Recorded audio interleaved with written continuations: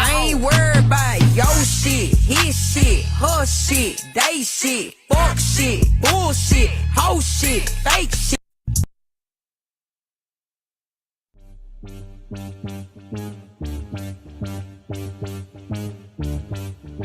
Yes. Me gusta el sonidito, dice. Vamos ahí, vamos allá, vamos ahí, vamos allá. Hey, ¿para qué te digo quién soy si tú sabes que nada más y nada menos que el motherfucker hablar sin ya? Detrás de King, ya todo está por venir. Money pa' mi family, music para repartir al doble como Géminis. Si es que andamos bien chiviri, mi black y par de chiquilín, zombito como Tribilín. Sí que sí, Riquitín no me molesta. Somos tan jealous, aquí no te metas. Tú eres un Guns N' Roses, solo aparenta. Ellos articulan troyando en pimienta. Ey, ellos me preguntaron que cómo lo hacemos. Que te voy a contar, papito, si es que estoy enfermo. Tan bajo para esta carrera, cuando rima en ritmo lo parto cualquiera. Camino tranquilo, casi sin problema, caminos al filo de la carretera. Los niños tienen que esperarnos afuera. Malandro madrugan en la madriguera. Voy desde pequeño, siguiente te sueño, lo voy a lograr de todita manguera. Ando con los Malvivientes y del bloque, que corre el cheque, mejor que choque. La chimemo, no estaba muerto, andaba batallando un toque.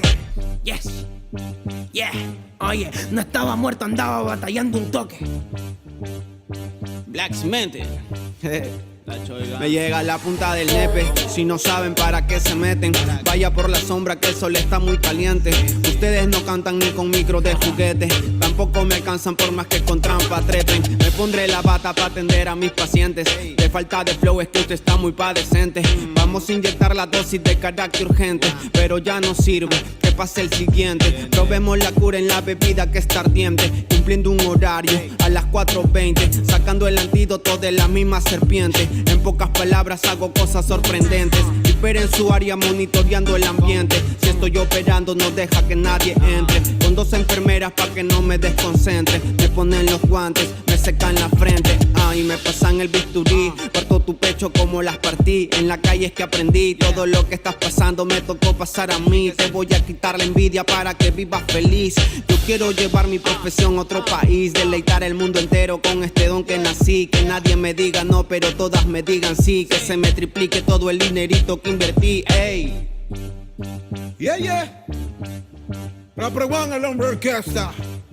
Radical people en la casa, more vaya. Vamos a darle candela, pa' la familia candela. Traigo puro flow desde la vieja escuela, espera. Que no ha visto y no espera. Que hay lumbrera en tu atmósfera. Digo mormo, falla Babylon, bye bye. Firme allá adelante con la frente en high. Uno busca fight, yo les digo guay. No pierdan su time, conmigo no bye. Me pidieron que yo entre y voy a meterle duro como antes. Voy a reventarle los parlantes. Firme allá adelante con un flow sobre extravagante. Y si hay farsante, llevo puestos los guantes, pero no se me alarmen que no son guantes de box. Son guantes de seda para tratar el corazón. Corazón son, bajo de presión son, desesperación son, mala condición, Yo solo vine para traerte mi mensaje, Vine para decirte que se puede y soy fe. Vine para decirte no te rindas, socio no te rindas. Pon tus ojos en el que está arriba en Jesús, el caballero de la cruz, el único que está contigo cuando te apagan la luz. El verdadero sol y neto real batería, te cuida todo el día, por si no lo sabía. Cuando llega la resaca y todos se abandonan, cuando llega la bajada y todos se abandonan, cuando llegan los problemas y te abandonan, no es Rexona, es Jesús el que no te abandona y te perdona. No, no te abandona. Radical people in the area, more fire.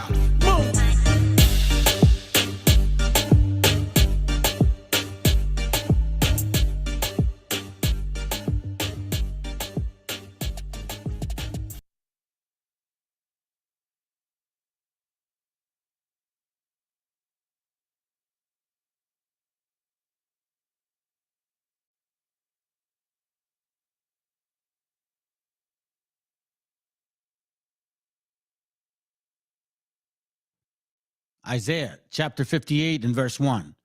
Cry aloud, spare not, lift up thy voice like a trumpet, and show my people their transgressions, and the house of Jacob their sins.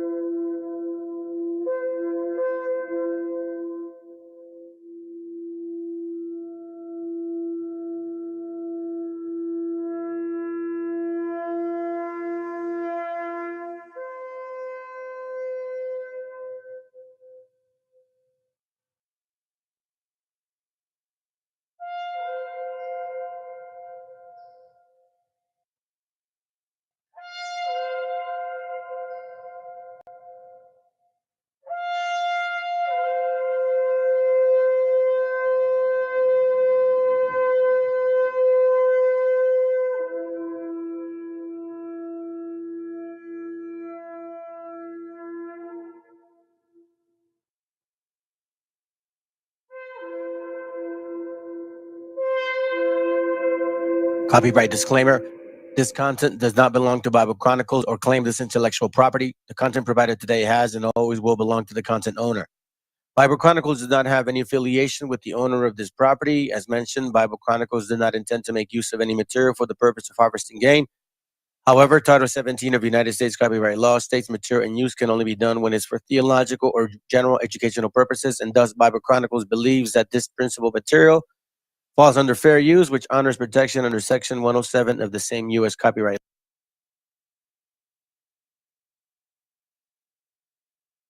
You're going to learn a lot of history in this, and you'll begin to see, if you can stick with me during this study, you're going to look back on the news again and see the elite, and then you'll understand why they do what they do. It is the basis of all secret societies. What we're reading right now is the root of all secret societies, every single last one. And it will begin to come out. Now, why is that important? I'll tell you why. Because you interact with those teachings of the secret societies every single time. Here's something you don't know. If you're not operating your life by the gospel of Jesus Christ, listen to me, you're operating by the teachings of fallen angels. You're operating by the teachings of fallen angels. Let me take this further.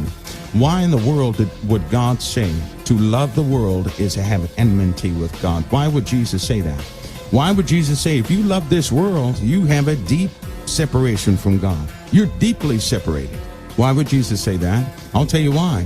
Because everything in this world that is established is not of the Creator. It is every single last bit of it is corrupted. It may not appear corrupt. The seed may look good. It may look like a good thing. It may mirror something in the Bible, but it does not make it holy. You see, the end result of these world's kingdoms is going to be so bad, Jesus must come back himself. Never forget that. If mankind could undo and fix those wrong things on the earth, there would be no need for the Father to come back. He would simply send his children.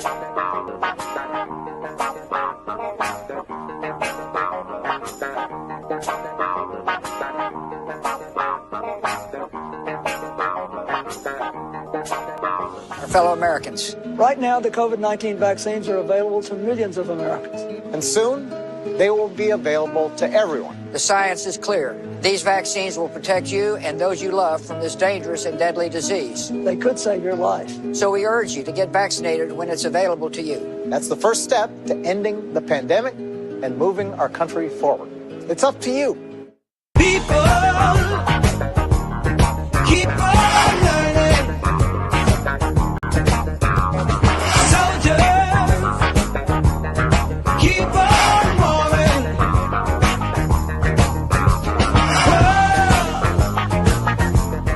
Keep on turning, 'cause it won't be too long.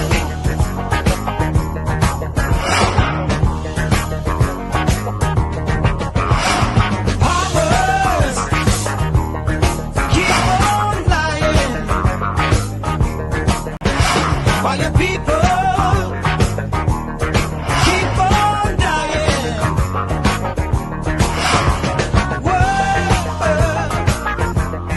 Keep on turning, 'cause it won't be too long.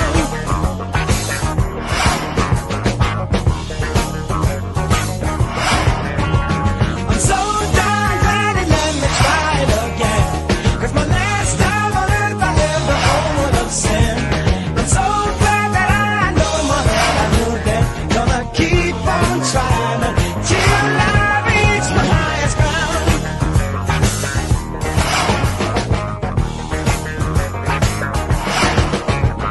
Teachers, keep on teaching. Between Chinese, Indian, Hindus, Buddhists, and Christian, at least 6.5 billion people are idol worshippers that, according to the Torah, do not have the right to live.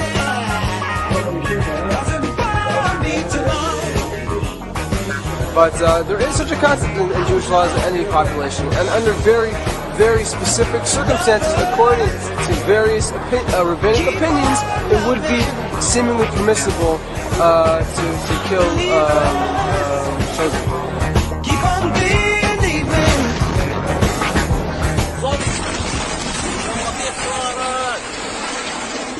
All of this. What do you expect me to do? Fix it? I'm only 10. I can't even do anything this more. I just want to be a doctor or anything to help my people, but I can't. I'm just a kid. I don't even know what to do. I get scared, but not really that much. I do anything for my people, but I don't know what to do. I'm just 10.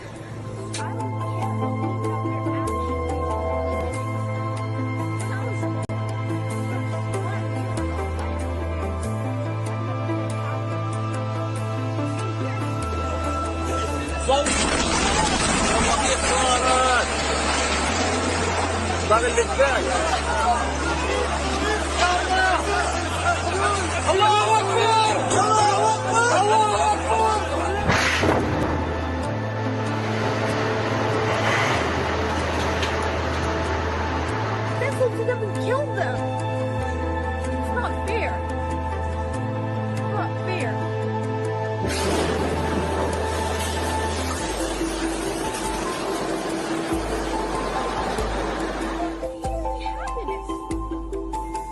Kids are dying. Does that hate you? Does that hate? Kids dying? Explosions in our house get us terrified because we don't know when we will die, when we will survive, when we will do anything. I can't believe the war. The occupiers are literally killing kids and parents are crying. Mothers can't believe their kids are dying. Kids in this house, she was in her parents' house. There was a 5-year-old kid, 5-month-old kid, with his dad living inside their still house. I think the mother actually took the 5-month-old kid. When they went there, an explosion just went right to them. The mother and the 4 kids died, and the 5-month-old is still alive. It was a miracle for the 5-month-olds being alive, and also the father was not there, so he still also is alive. They're just kids. Why wouldn't you just send a missile to them and kill them? It's not fair.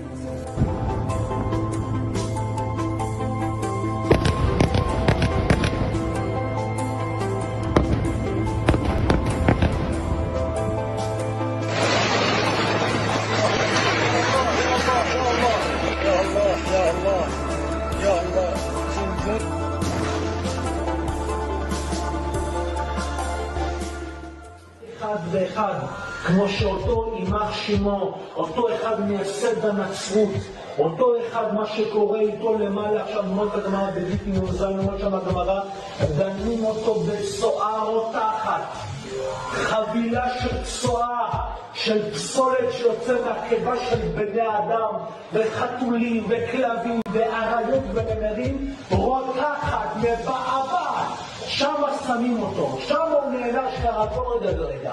זה ככה, וזה לא הבאתם, כל הכנסיות, כל הצלבים שלהם, הצלב הגדול הזה על הארו בברזיל, מתפוצץ לרסיסים, לכל העולם, וכולם יראו את זה. Vous allez le payer très cher, les Européens. Mais à un point où vous n'avez même pas notion de quoi on parle. Et vous n'aurez pas où fuir. Quand l'Italie disparaîtra, quand Edom, c'est pour ça que le QG de la chrétienté qui vient de Esav se trouve là-bas, quand cet endroit-là disparaîtra, et c'est ce que veut faire l'islam, l'islam c'est le balai d'Israël, sachez-le. C'est-à-dire que jour où qu'on fasse tout le travail, et on voit Ishmaël pour régler le problème. Quand il va débarrasser tout ça et que le va revenir chez nous, alors c'est Melech HaMashiach. Cette guerre-là, dans le monde dans lequel on vit, elle est nécessaire. Et pourquoi est-ce qu'elle est nécessaire? Parce que l'un va utiliser l'autre. Pour ne pas qu'Israël rentre en guerre, Akadosh Baruch Hu Shtabach Shemo Lahad, dit le Chafetz Chaim, va provoquer que Ishmaël se lève contre Esav. Donc ce que vous êtes en train de subir en France, en Europe, qui fait tellement peur, ça devrait être pour nous la plus belle nouvelle de notre histoire juive. Enfin, on commence à s'y approcher. Enfin, on commence à réaliser ce que les sages nous avaient prescrit avant. Ce que je vous ai dit tout à l'heure, c'est marqué dans Sanhedrin. Le Mashiach viendra que quand Edom, l'Europe, la chrétienté sera totalement tombée. Donc je vous pose la question, c'est une bonne nouvelle que l'islam envahisse l'Europe? C'est une excellente nouvelle, ça annonce la venue de Mashiach. De grandes hécatombes se prépareront dans le pays d'Édom, Rome. C'est un jour de vengeance pour l'Éternel, une année de représailles pour la cause de Tzion. Tout ça c'est marqué dans le prophète Ishaïa. Et ce sera le monde juif qui va grandir et grandir, et que ce sera la nation qui elle va gérer le monde. La terre d'Israël, Akadosh Baruch Hu, il va l'attirer, le monde entier, ça sera Israël, et Israël, ça sera Yerushalayim. Et la seule personne qui va dominer dans le monde, ce soit Be'ezrat Hashem, avec le Mashiach, cette pierre qui elle va grandir, ce sera le peuple d'Israël. To wipe out from among all the descendants of Esav, descendants of Amalek, male and female, young and old. And that is why Amalek is so terrible, and it has to be totally uprooted. Therefore, God tells us we should erase their memory, and we should eradicate them from the face of the earth. Who is Amalek? Amalek comes from Esav. Esav was a brother to Jacob. Esav, who in modern day terms is really basically, certainly one of them is America. Esav became Edom, which is a nation. Edom became Rome. Instead of it being Rome, it became Christianity. Christianity, of course, ultimately became Western civilization. So Esav today is really Western civilization. But the new Rome, the United States. But the new Rome. Esav is Europe, the United States. The throne of God is incomplete until we destroy Amalek. Any nation that has that religion can be considered Esav. The audacity, the chutzpah, to destroy Amalek and to cut off the offsprings of the nation of Amalek. El autor viene a decirnos con mucha firmeza y gran convencimiento lo mismo que nos decía en el siglo XVIII el barón de Holbach, ¿no? Un filósofo francés de origen alemán. Si nos remontamos al comienzo, entonces hallaremos que la ignorancia y el temor crearon a los dioses. La fantasía, el entusiasmo o el engaño los adornaron o desfiguraron. La debilidad les rinde culto, la credulidad los conserva, la costumbre los respeta y la tiranía los apoya para que la ceguera de los hombres sirva a sus propios intereses.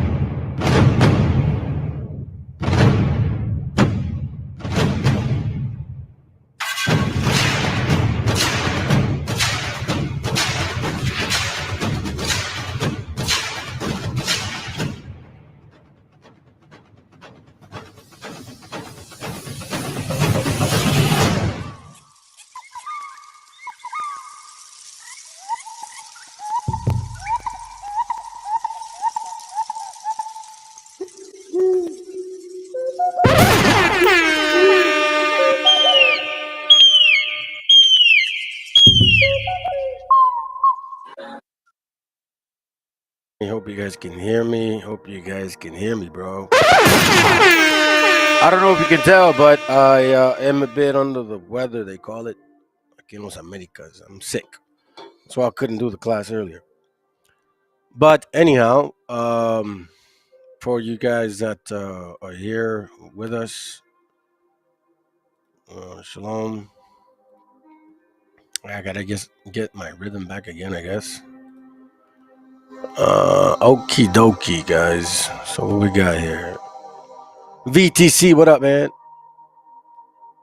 For real, bro? They struck you?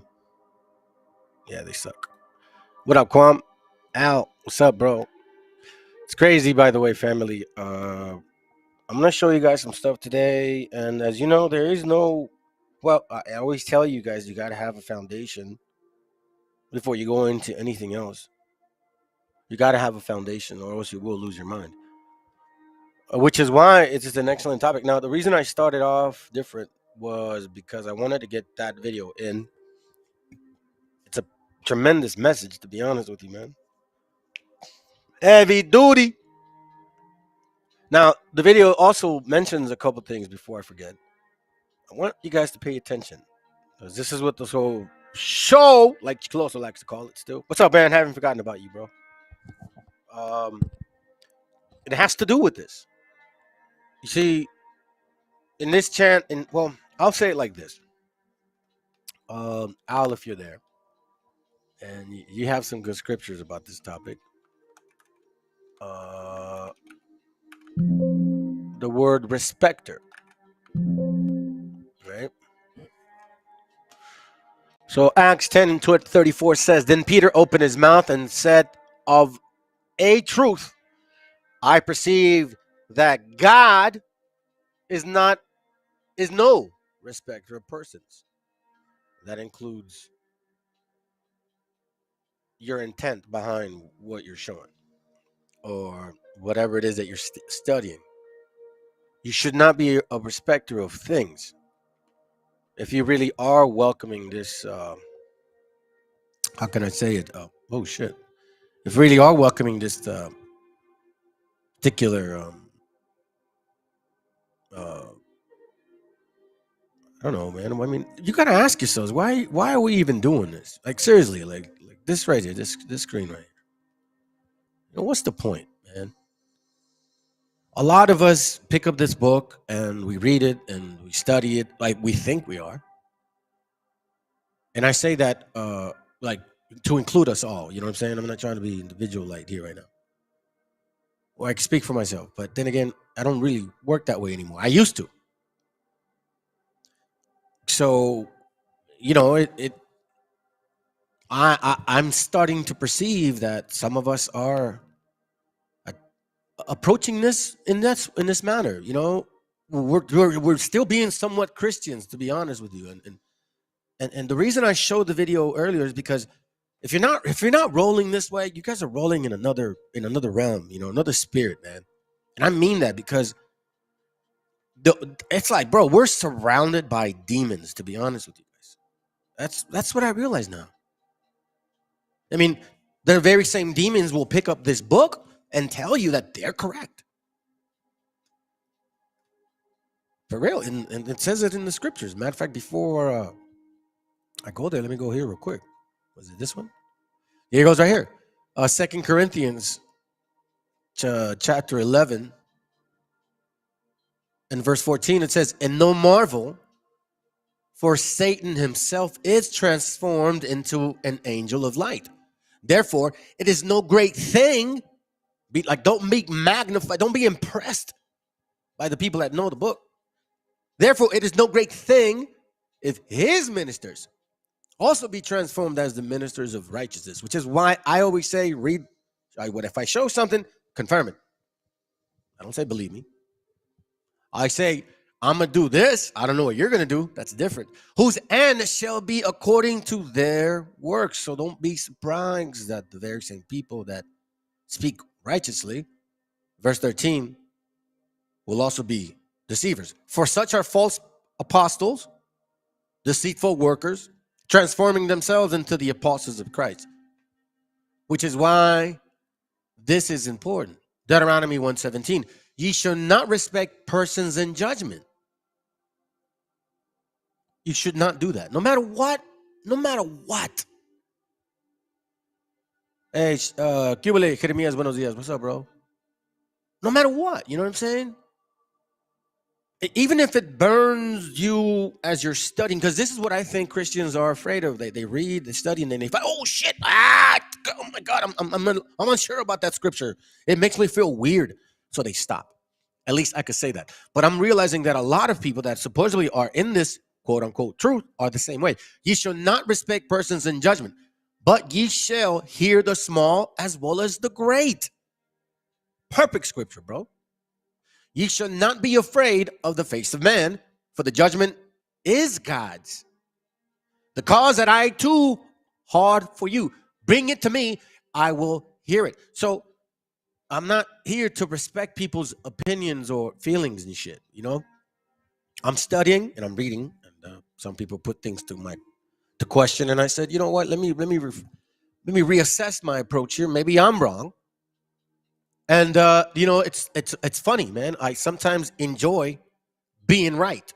You know, I'm just gonna be real with y'all. I sometimes enjoy being right. I most of the time don't, because I'm not here to cause issues. Second Chronicles, chapter 19, verse 7. It says, "Wherefore now let the fear of the Lord be upon you," not me, because I'm already in this. I'm like, yo, listen, man, I'm gonna fight. Oh, wow, man, can't believe I found this. Can't believe I'm okay. Sounds good, Father. I'm just gonna put it in paper, and I'm gonna present it to my hand in and see what they say. Let's see what they do. This is a presentation of what I found. It's not my. It's not me. Hey, look, believe me, I don't give a shit. Excuse my language. I'm gonna stop that. I don't care, in a sense, whether you believe it or not. It's not up to me to convince you. It's not. I'm just here to present the message. That's it, bro. Y'all hear it. Wherefore Wherefore now let the fear of the Lord be upon you. And this includes all of us, not just me, not just y'all. I mean, every single one of us, man. Why are we in this book? What is our real intent? Are we really about repenting? Or are we trying to prove a point? Take heed and do it. For there is no iniquity with the Lord our God, nor respect of persons, nor taking of gifts. Which is why when you see these camps, side point, and they're taking tithes, it's a very influential, powerful thing when you're dealing with type of economical, spiritual demon, because that's what it is. Economical, spiritual capitalism. That's what we're at. That's what we're battling. Like I said, you're gonna find out that we are surrounded. We are basically in the matrix, I guess you could say. You know what I mean? I mean, really, man. So my job is to read and maybe be as sincere as I can be in my findings, and then you guys determine it. But you know what, man? When it smells like a duck and it quacks like a duck and it looks like a duck, it's a freaking duck, man. Shit, you know what I'm saying? Excuse my language. Okay, I'll go as far as saying shit. I'm not gonna get away from that. I really work hard on not cussing. Trust me, fam. Second Israel chapter 15, verse 20. So let's kind of start with the session real quick. It says, "Behold, saith God, I will call together all the kings of the earth to reverence me, which are from the risings of the sun, from the south, from the east, and Lebanon, to turn themselves one against another, and to repay the things that have done to them." Now, you know, before when I read this, I was like, man, you know what I mean? And you could kind of visualize people fighting, whatever, kind of like the videos we see. As a matter of fact, I'll show you one. I'll give you an example. Excuse me, all right? I have to cuss a little bit here and there. Let me read it again. "Behold, God saith God, I will call together the kings of the earth to reverence me, which are from the risings of the sun, from the south, from the east, and Lebanon, to turn themselves one against another, and to repay the things that they have done to them." Now, you know who those them are. Now, we know now, currently speaking, we know what's going on already, man. We know this is no joke, you know? This is obvious right here. This is plain and simple.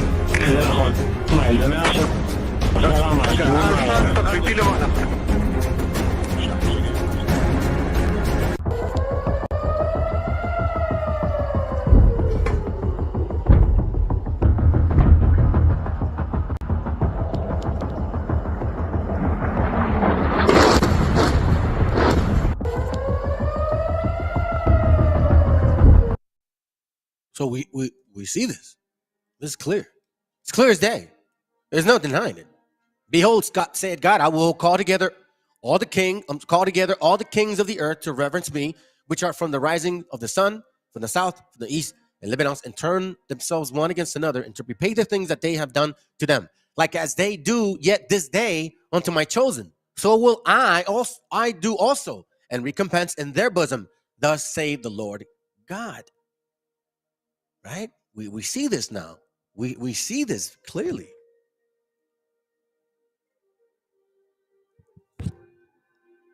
My right hand shall not spare the sinners, and my sword shall not cease over them that shed innocent blood upon the earth. Now we saw the little girl crying. You know what I'm saying? We saw that, man. Like 10 years old, bro. 10 years old. The fire is gone forth from his wrath, and that consumed the foundations of the earth, and the sinners like straw that is kindled. I don't know if that's really the case. Some people are dying. It looks like innocent people, children, mothers. I'd hate to be in that situation. I ain't gonna lie to you.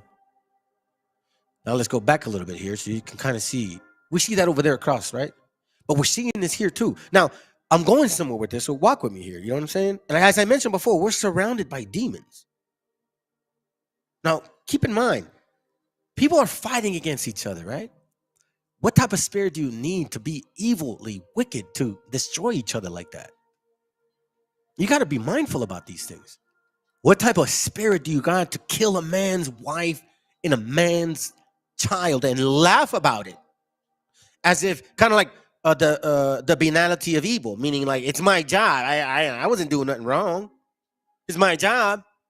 You know what I mean? I went to war and I shot a daughter and I shot a man, a girl, a baby child, but they had a gun. The banality of evil. In case you don't know what that means, look it up. So we see locally now happening seditious actions of people. Verse 14, 2 Esdras 15:14. Woe to the world and them that dwell therein.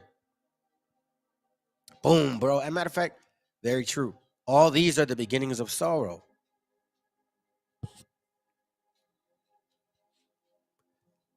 Excellent. For the sword, woe to the world and them that dwell therein, as well as Matthew 24:8. All these are the beginnings of sorrow, right? For the sword and their destruction draweth nigh. Hello? And one people shall stand up and fight against another, and swords in their hands. Now we're seeing this. For there shall be sedition among men, and invading one another.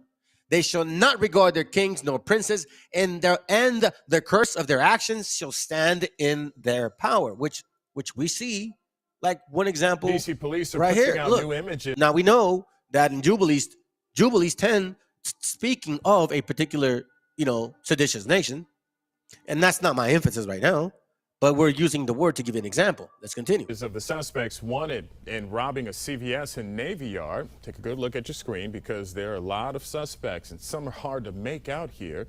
But police say some of the people seen here assaulted a security guard and shoplifted. We have more photos and also security camera video of the incident. It's up right now at WJLA.com. DC police are putting out Seditious nations causing chaos. Here's another example. And now, I'm going to give you guys a perspective of what, because as you know, at least this is my opinion. This is my opinion. And scripturally speaking, I think I'm not incorrect. Let me read that real quick, bro, before I move on to it. Come on, let me see it. Hold up. And then appreciate you, man, for helping out here with the scriptures here. As you know, I'll read them if they make sense, but I think you're kind of in the spirit with the class, so it's all good. Matthew 24:6, it says, and ye shall hear of war, all praises, and ye shall hear of wars and rumors of wars. See that ye be not troubled. Now, there's a reason why it says this. Not like, don't worry about it, you good. No.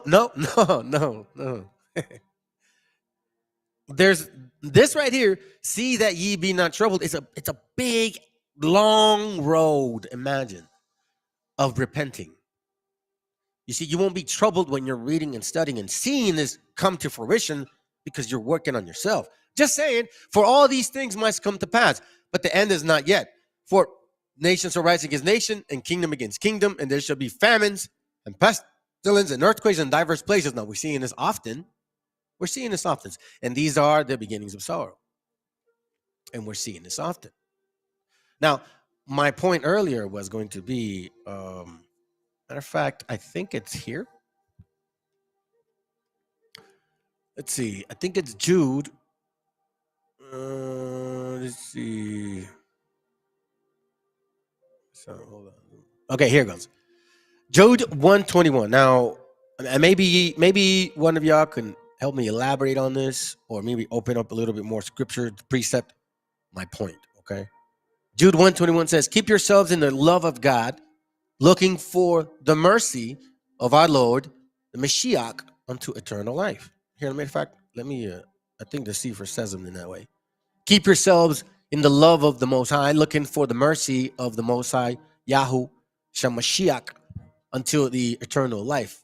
And of some, have compassion, making a difference. Now, the reason I'm saying this is because when you're, at least my opinion, when you're showing certain things about, if you say, our people, quote unquote, you got to kind of broaden up, because you have to be able to answer in a variety of fields, right? You know what I'm saying? Because in some, you're going to have compassion, patience, meaning, okay, maybe you don't understand this side of what I'm seeing. Maybe. And others say with fear, pulling them out of the fire, hating even the garment spotted by the flesh. Now, it doesn't say hate the person, right? So, what I mean by this is this. You see, I go a little bit outside my circle, because a lot of where's it at? A lot of what's going on can help you answer and help you see, kind of understand what the issue is. So here, we're going to fast forward this, and it's talk. I'm going over here, the president of Mexico, he's talking about how the nerve of a certain type of people, the nerve of them, right? The nerve of them to come and tell another country how to run their shit, so to speak. Remember, I said I would only say that word. Yet when there's a lot of chaos within their own selves. Let's watch real quick. I'm going to speed it up. De unos jóvenes que protestan, sí, y sí, vean cómo les va. Y eso lo voy a pasar, no por ellos, no por el gobierno de Estados Unidos, sino para que los mexicanos nos enteremos. Sorry, let me put it in English in case some of you guys are bilinguals and shit. Sorry. Well, no, actually, no. I said I would say that word at least. Let me see. Hold on a second. ¿Dónde está el inglés? Aquí está. Okay, cool. All right, I'm going to move the words up here. All right, so this is a translation right there. Matter of fact, let me magnify it, because I don't think this brother bothers, man. This guy brings up some good info. Anyways, let's go. Porque esto no lo va a pasar Televisa, ni Azteca, ni Imagen. Y como ya ven que sí se ve la mañanera, pues aquí nos enteramos, ¿no? Ah, la prensa, sí. Miren.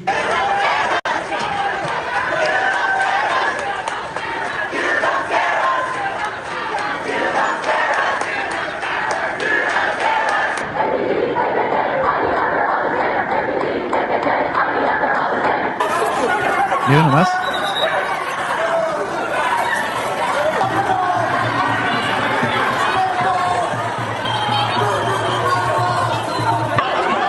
This is how we made our work. This is what others see. And it in their right to say what they got to say. The nerve of you to tell others how to manage. Supposedly, you're a chaotic nation. Well, we're seeing the scriptures come to life right in front of us. You know, I remember somebody said one time, the some people call it rapture, the end, whatever that thing is. The changes do become, or scripturally speaking, if you really think about, like, we're talking about spirituality here, okay? You know what I mean? I'll give an example of what I'm talking about before you guys go and assume that I'm just speaking out of without knowledge, okay? I might not be polished, but I do study this book, right? Because it matters to me. It matters to me and my family. At least I would like to think that. You know, my understanding is that it does matter to them. Let me see, where am I going? Mark or no, Mark. Yeah, here it goes right here. So this is the story about Meshiach healing the the man that has the demons. Okay, here's the interesting part. It says here. Where are you at? Okay. So then he's talking to the demon in this man. So he tells him here, Mark 5:8.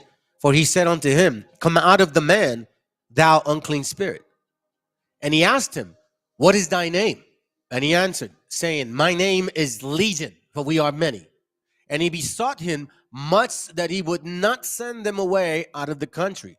Check this out. Let's slow down a bit. And he besought him much that he would not send them away out of the country. Now there was a great nigh unto the mountains, a great herd of swines. Now this is a demon saying that within himself, he's got many demons, many demons. And he says, do not destroy me. Remember it says, don't be afraid of them that destroy the, be afraid of them that can only destroy the flesh. No, what does it say? Don't be afraid of them that can only destroy the flesh, but be afraid of him that can destroy the flesh and the spirit. So here's the point. So this demon, who's carrying massive amount of demons, is telling him, do not destroy me. He's about to show why.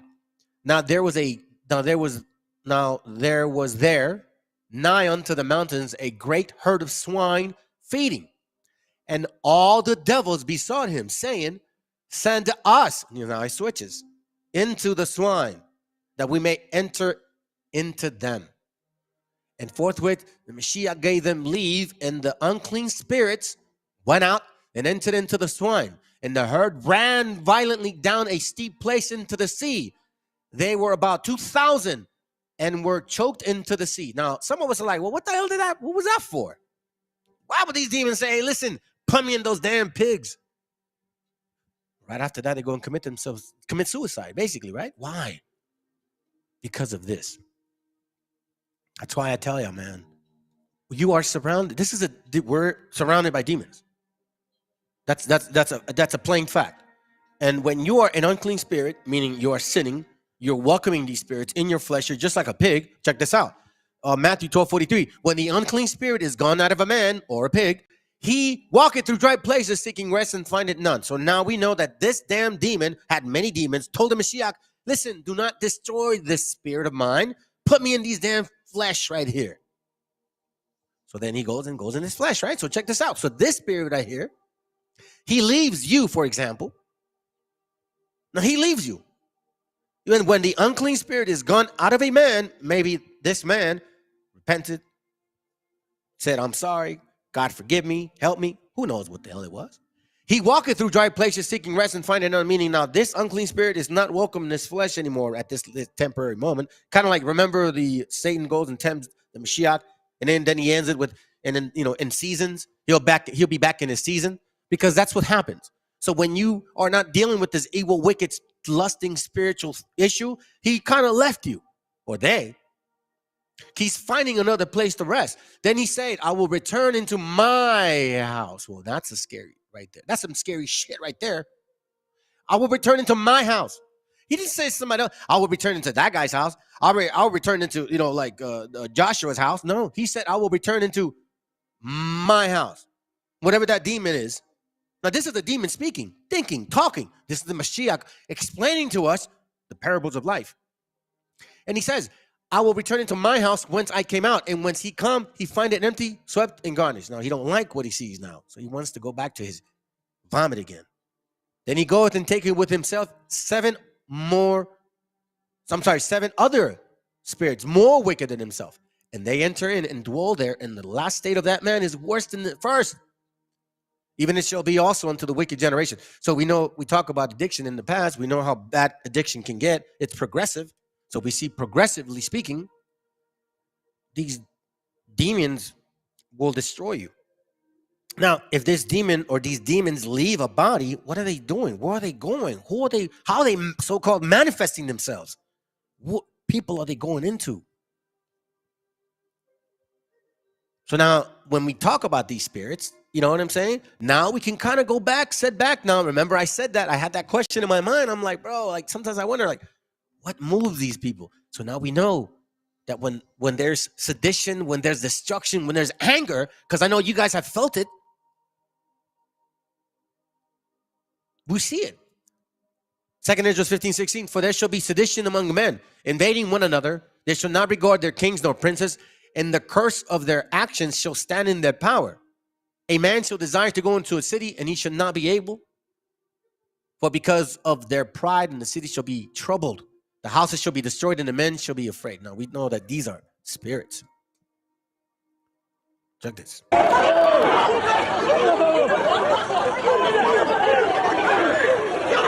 Ve la prensa. Está en la prensa.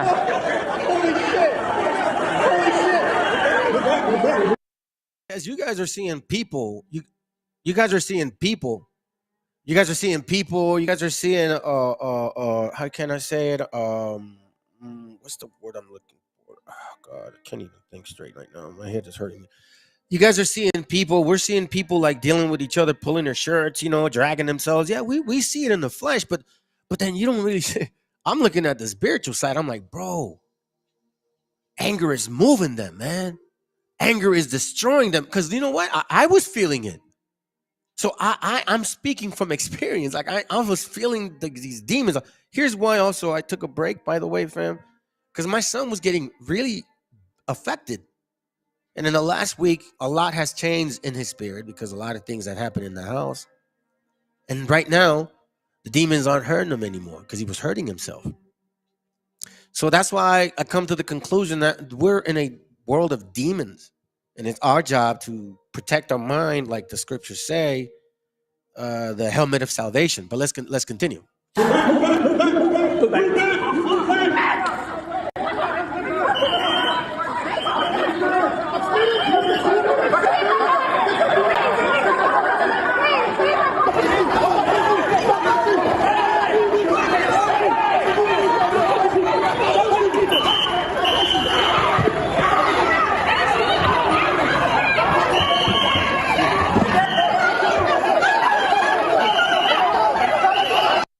You can just feel that anger, man. You can sense that anger,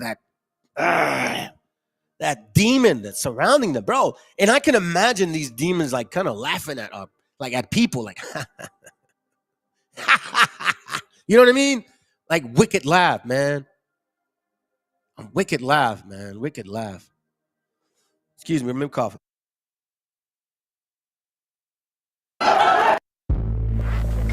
Even if you live in a bubble, you can't stop workplace accidents.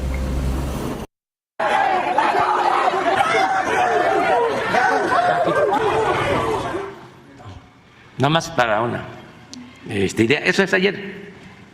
Entonces, todo esto está ocurriendo por autorización de Joe Biden a reprimir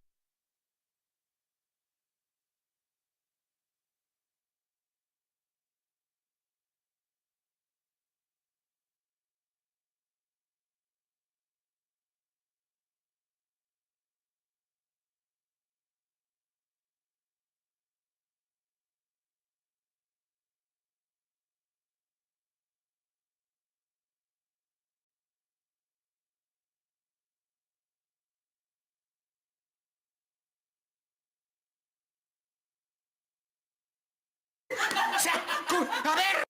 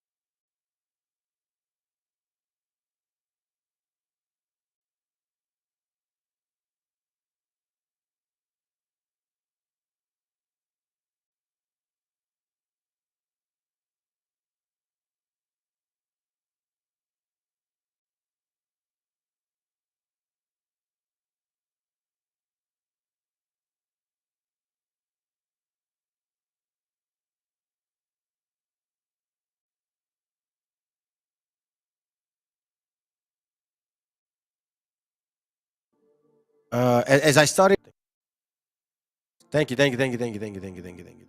Appreciate it, bro. Thank you so much, man. Thanks for the heads up. As I started looking into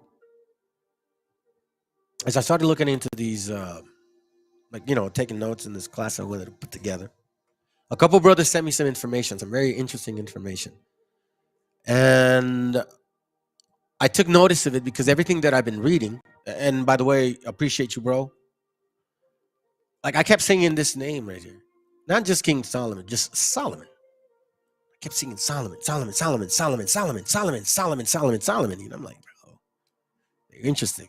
Now we know that we've been studying some Freemasonry concepts and stuff like that, but it's all connected. It's not too far-fetched anymore. This is real stuff now.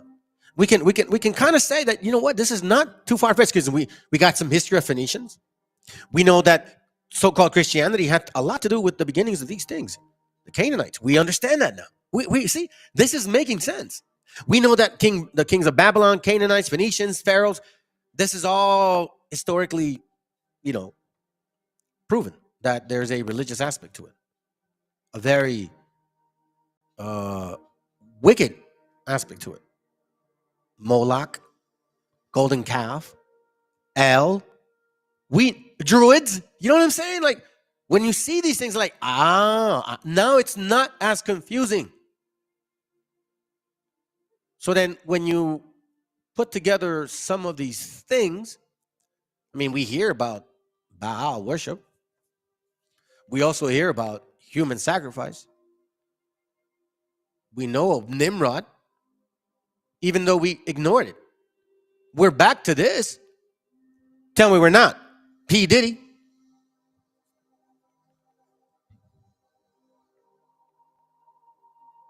I mean, it's shit. Some people bugged out by studying this right here. Yeah, some people bugged out. That's what I say. You can't look if you're not rooted and you're doing drugs, thinking that that's where the spirituality is. You're gonna get lost in the sauce. I want to point something out real quick since we're on this topic. Check this out. 1, 2, 3, 4, 5, 6, 7, 8, 9, 10, 11, 12, 13. Okay. You see here, this one here, 2, 4, 6, 8, 10, 12, 13. All right. But this one has 13. And we see some kind of connection. A star, and then a star. You know what I'm saying? Anyhow, so we touched on this. I don't want you guys to forget this map. Yeah, don't forget this map. Now, again, I'm not saying go and dabble into these particular books. It's up to you guys what you guys want to read. But now that I'm like Solomon. So I have heard of this book before, the Testament of Solomon. I told you guys that my main focus is the Old, the Apocrypha, and the New. But every now and then, I'll maybe consider reading something that somebody suggests. Now, the reason why I'm sharing this with you is because I was not talking to this brother at all. Not because I didn't want to. We were just, kind of missing each other. You know what I'm saying? Like, he'd call me, I'd call him. We just kind of miss each other. He'd text me, I'd text him, whatever. And out of nowhere, he sends me this. And it's literally about this topic. So let's read it. Okay? Because I don't think this is far-fetched anymore. So this is from the Testament of Solomon. And if you guys remember the book of Enoch that I showed you, here, matter of fact, let me show you guys. Let me show you something. Book of Enoch. I think I showed it to you. I don't know why I don't have the link anymore. Let me see if I can find it real quick. Let me go to the end. This is the end. This is the end. Hold on a second. Maybe it's here. It's way at the end, man. It's way at the end. Nah, bro, I can't even freaking find it. Dude, give me a second here. I'm trying to get it here. Let me see. Hold on. Give me a second, family. I thought I had this already in my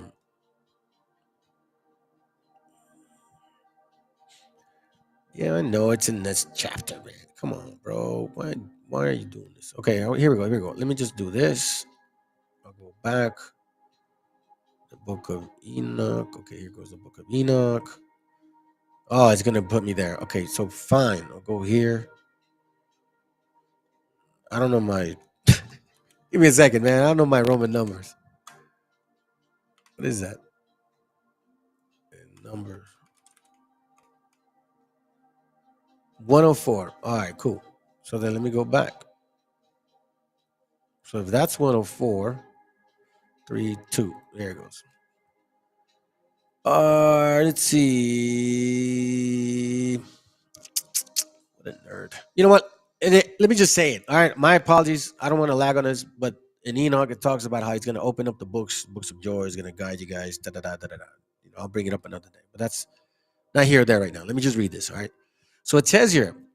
Now remember, we're talking about demons. We're talking about surrounding. We're talking about what we're dealing with now. Let's kind of go beyond this fleshly stuff that we see. We're seeing like anger, hatred, even between us, right? But what's moving us? Check this out. Again, it's called the Testament of Solomon, and this is number 14. It says, "And when I saw the prince of demons, I glorified the Lord, maker of heaven and earth. And I said, Blessed art thou, Lord God Almighty." Now, this is Solomon speaking to the Most High. So this is so far what I'm getting, okay? "Who has given to Solomon thy servant wisdom, the assessor of wise, and has subjected unto me all the powers of he that all unto me all the power of he devil. And I questioned him." No, I guess it's not. "And who art thou?" The demon replied. I'm sorry, this is the demon. "I am Beelzebub, the exart of the demons. And all the demons have their chief seat close to me." So this is Beelzebub talking about the power that he has over people. Over the demons.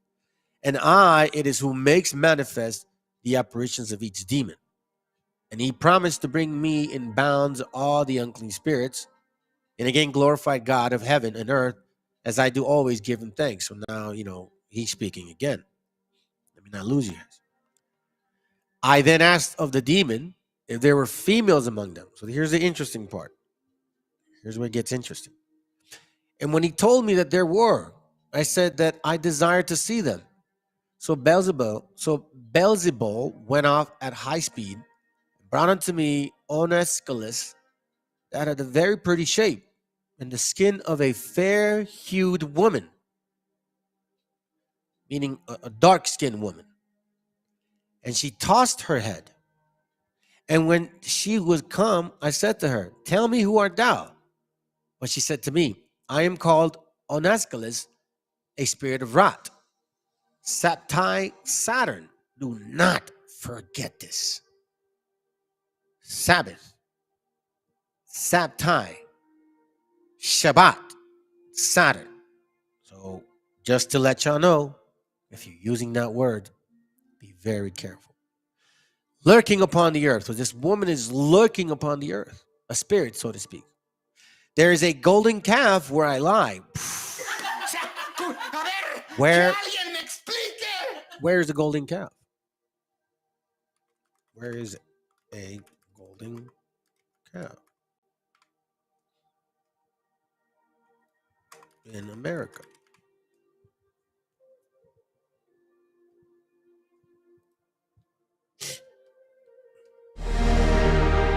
Golden calf.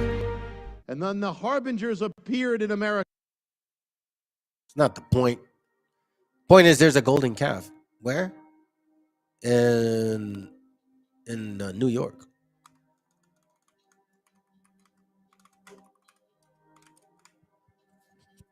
See? Golden calf in New York City. Look at the parades. Supposedly. So I'm reading it. I'm like, okay, cool.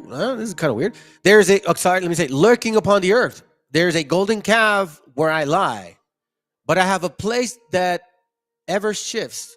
At one time I here goes. At one time, I strangled men with a noose.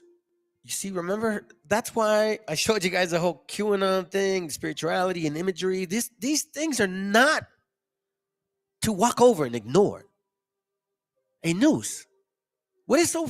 Here in America, a noose is very popular. And you know what for.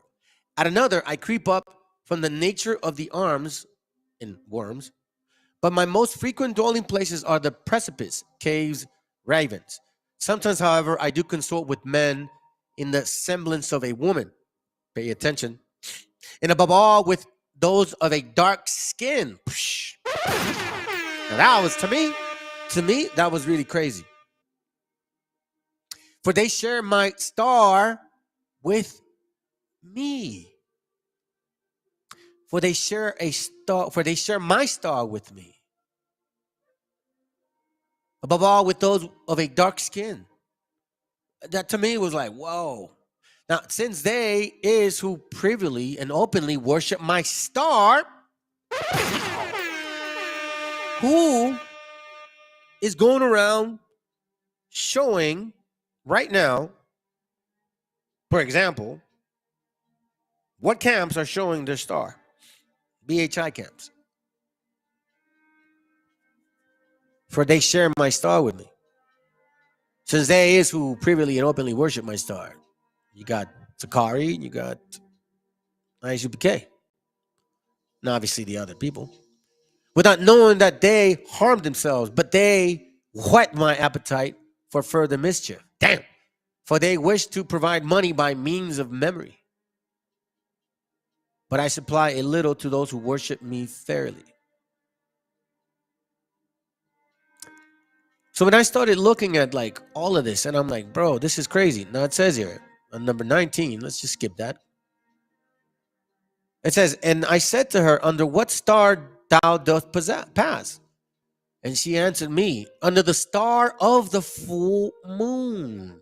So we know now that there is a moon and a star dealing with arsenic. Under the star of the moon, for the reason that the moon travels among most things. And I said to her, and what angel is it that frustrates thee? Oh, no, hold on. And what angel is it that frustrates thee? And she said, he is in thee, for thee is reigning. And I thought that she mocked me and bade a soldier to strike her, but she cried aloud and said, I am subject to thee, O king, by the wisdom of God given to thee by the angel of Joel. So now it gets really interesting because here it mentions this here. Now I know the brother that sent me this, he wasn't aware of this, but I tripped out on it because here, check this out. So then it says here, and I at once bade another demon to be led unto me, and instantly there approached me a demon, Asmodeus, bound, and I asked him, who art thou? But he shot me a glance of anger and rage and said, who art thou? Like he's like, you asking me? And he said to him, thus punished as thou art, answerest thou me. But he with rage said to me, but how shall I answer thee? For thou art a son of man, whereas I was born an angel seed by a daughter of a man, so that no word of our heavenly kind addressed to the earthborn can be overseen. So now we're seeing this guy talking back to Solomon, so to speak.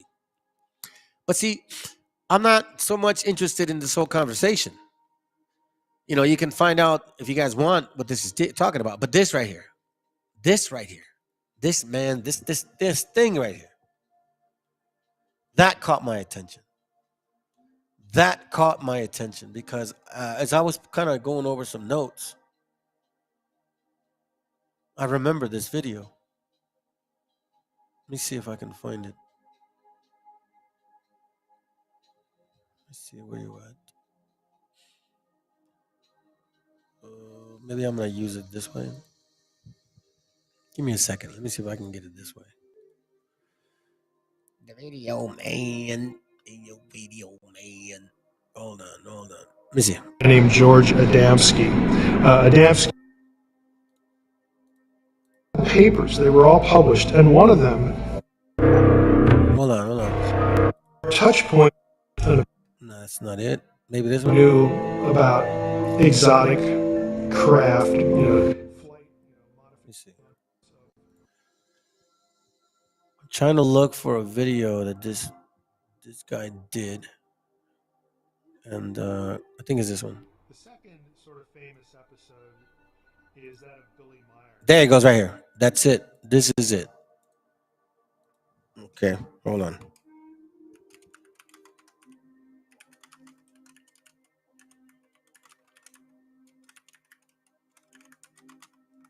Let me just save it real quick. All right, so check this out. We read that name, right? We read it. So this is what was. I was like, wow, this is a trip. This is a trip.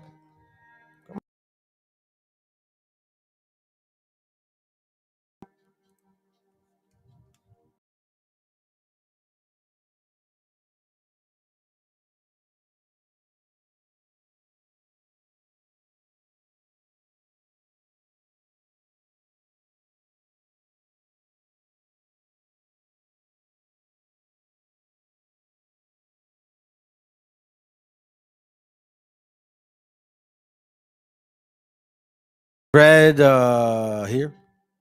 All right, we read here. Asmodeus. Okay, this is not a joke. So now there's a conversation. Now, again, the whole point of this class here is to show you that we're surrounded by this stuff, man. No matter where you turn, so you got to be very mindful what you're doing, what you're thinking, the things that you're saying. You know what I mean? What you're celebrating. Like all of this stuff matters, man. Yeah, that's right. It says it's exposing the here. Let me go. Sorry, man. I'm sorry. I'm kind of getting into it here. My bad. Amos 5:26. But ye have borne the tabernacle of your Moloch and him your images, the star of your God, which ye have made to yourselves. That's for sure, bro. The tree is known by its fruits. People behave like whomever they worship. That's very true. Moloch is Saturn by another name as a god of money. He emphasizes the materialism of Saturn, the god of money. Moloch, the god of money, right? Let me see. Moloch, the god of money. Is that true? Oh, wow. Save that. Hold on a second. Let's move on real quick. Let me not forget this here, because this has to do with a scripture that I have over here, which, let's see. This is beautiful, bro. Perfect. We're moving along, man. We're moving along. Moving along. We don't miss a beat. Don't miss a beat. All right, here we go. Here's the video. So let me finish. As a god of money, he emphasizes the materialism of Saturn. More grotesquely, he is known as the god who demanded child sacrifice consumed by a furnace insatiably. Now, it's very true when you're talking about what this guy's asking for. So let's watch this real quick. This is a trip. Watch this. Sort of famous episode is that of Billy Meyer. This actually happened in Switzerland, but it's gotten a lot of traffic in the wider UFO community and over here as well, because Meyer was the guy whose pictures, again, alleged pictures of alien craft, wound up on the cover of National Enquirer and other things like that. And they looked really spectacular. It's kind of a case of that looks too good to be true. Meyer was supposedly contacted by a female alien, of who, of course, was good looking. And her name was Semjaza, S-E-M-J-A-S-E. That is strikingly close to the Shemyaza with a Y, or the Shemchaza of First Enoch, who is a demon. See? You see what I mean? Now you see what I'm saying. He, in Shemyaza, is in Enoch as well. And then when you go up and you look at what this demon does, Beelzebub, how he controls other demons, and he has, hey, do you have other demons that are women? Yeah. So it says here in 16. I asked of the demons if there were females among them, and he told me that there were. I said that I desired to see them. So Beelzebub went off at high speed and brought unto me Onusculus. Now, at high speed, that's like that Marvel comic shit, man. You know what I'm saying? Be careful. And brought unto me Onusculus that had a very pretty shape, the skin of a fair-hued woman, and she tossed her head. I don't know what that means. So it just gets very, very interestingly tricky. Because the deeper you go into these things,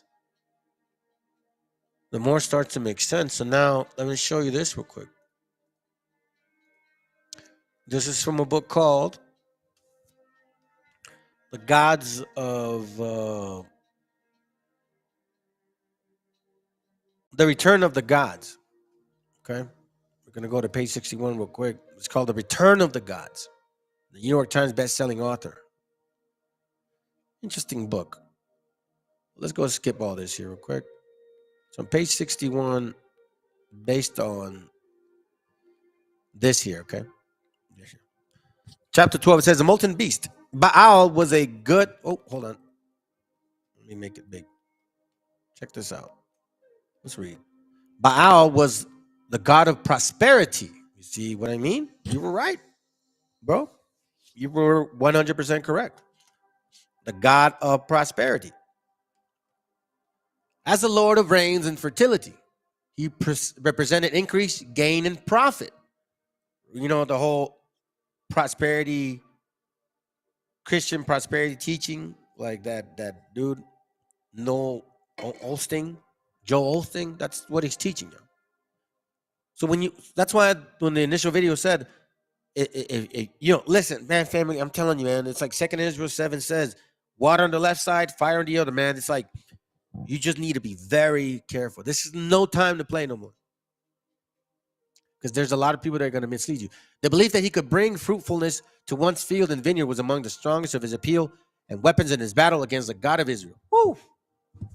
Damn. American Idols. The lure of Baal had always been a present danger in American culture.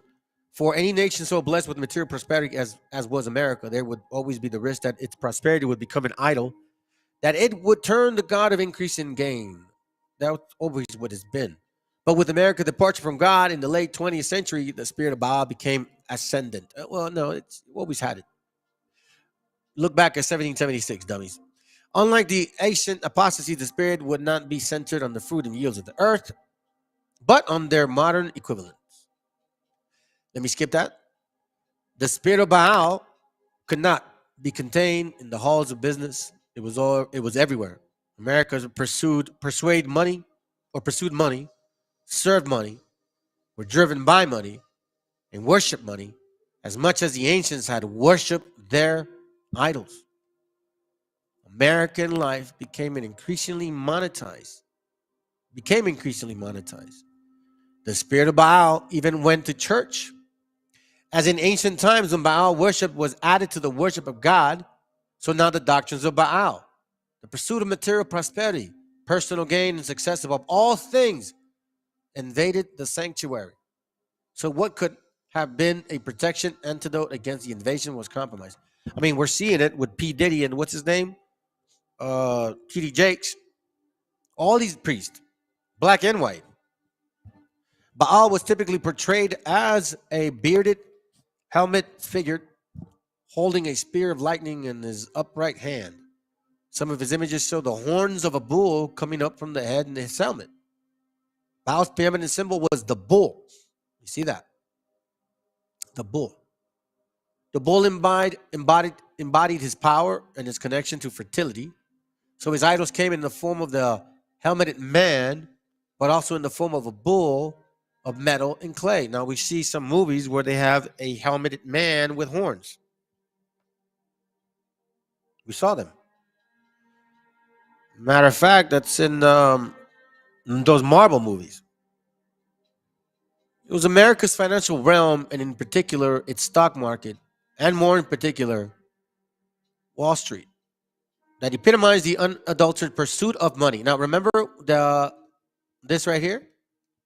Where did she say she was at? She said on 17, and then when she was come, I said to her, tell me who art thou? But she said to me, I am called Anascalius, a spirit of wrath, Saptai, Saturn, lurking upon the earth. There is a golden calf where I lie. It was America's financial realm, and in particular, a stock market. That's where the golden calf lies. And more in particular, Wall Street. I told you. They epitomized the uneducated, the unadulterated pursuit of money. It was there that the spirit of Baal, as it related to the nation's yield and prosperity, was clearly manifested. The prosperity of the stock market had long been tied to the prosperity of America as a whole. It was therefore striking that the symbol that had come to embody the prosperity of the stock market in America was the bull. Damn. It's a heavy stuff, man. So now, when we talk about the bull and we talk about, these particular things here, check this out. The abomination of God. Then Solomon built a high place of Shemosh for the abomination of Moab on the hill that is east of Jerusalem. For Molech, the abomination of the people of Ammon, or Ammon, however you say his name. Eastern religions.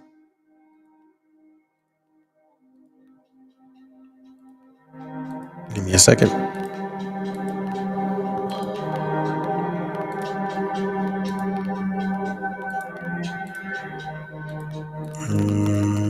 I'll find it later.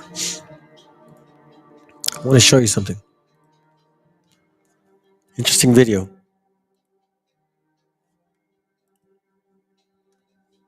Let me see.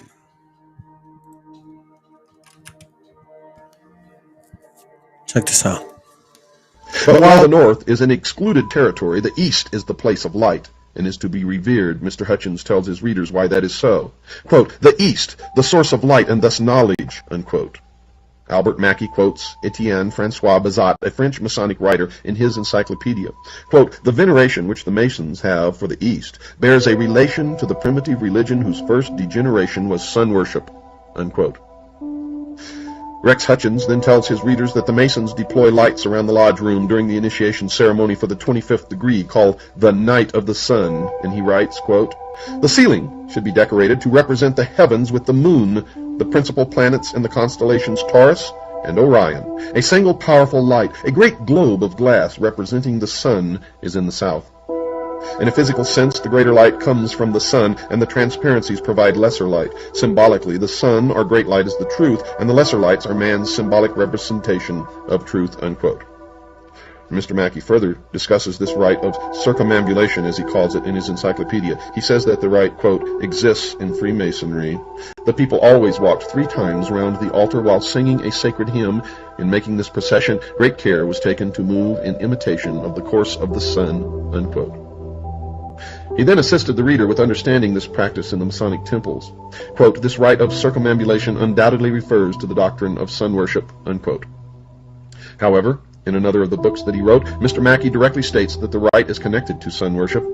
This is what he wrote in a book entitled Manual of the Lodge. Quote, the circumambulation among the pagan nations referred to the great doctrines of Sabaism or sun worship, unquote. Sabaism is defined by Mr. Mackey in his encyclopedia as, quote, Sabaism, the worship of the sun, moon, and stars, the host of heaven.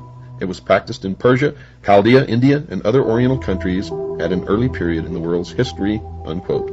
He then added this rather cryptic comment, quote, and although the dogma of sun worship does not, of course, exist in Freemasonry, we find an allusion to it in the rite of circumambulation, which it preserves, unquote. Now one can understand what Mr. Mackey meant by that comment. The Masons do not worship the sun. They worship the sun, with a capital S. So he was telling the truth, but concealing it in a symbolic language, for he wrote sun with a small s. You have to understand the symbology of the mystery schools, or you will never understand anything, dear listeners. Mr. Hutchins then volunteered the information that in the 12th of the 32 degrees, the rite of circumambulation is preserved, and he writes, quote, in all the Scottish rite degrees thus far, the candidate has made 21 prescribed circuits around the altar. This degree adds 7 for a total of 28.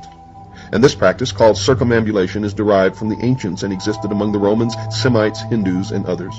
It is thought to have been a rite of purification. The sun was believed to travel around the earth. The initiates imitated the movement of the sun when they made circuits around the altar, unquote. Furthermore, dear listeners, in the 9th degree, other symbols of the sun are involved in the ceremony, and Mr. Hutchins tells his readers, quote, after the obligation is taken, the 9 candles of yellow wax are lit. Yellow is representative of the sun, hence light and knowledge. In the 10th degree, further symbols representing the sun are utilized according to this author. Quote, there are 3 sets of 5 lights.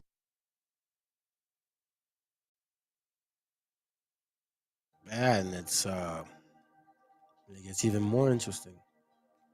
Sabiism, he says, right? Sabiism. This is on page 107 of a book called A New Revised Edition of an Encyclopedia of Freemasonry and its kindreds, sciences, compromising the whole range of arts and science and literature, yada, yada, yada, yada, yada. Okay? So again, we're looking for the word Sabiism.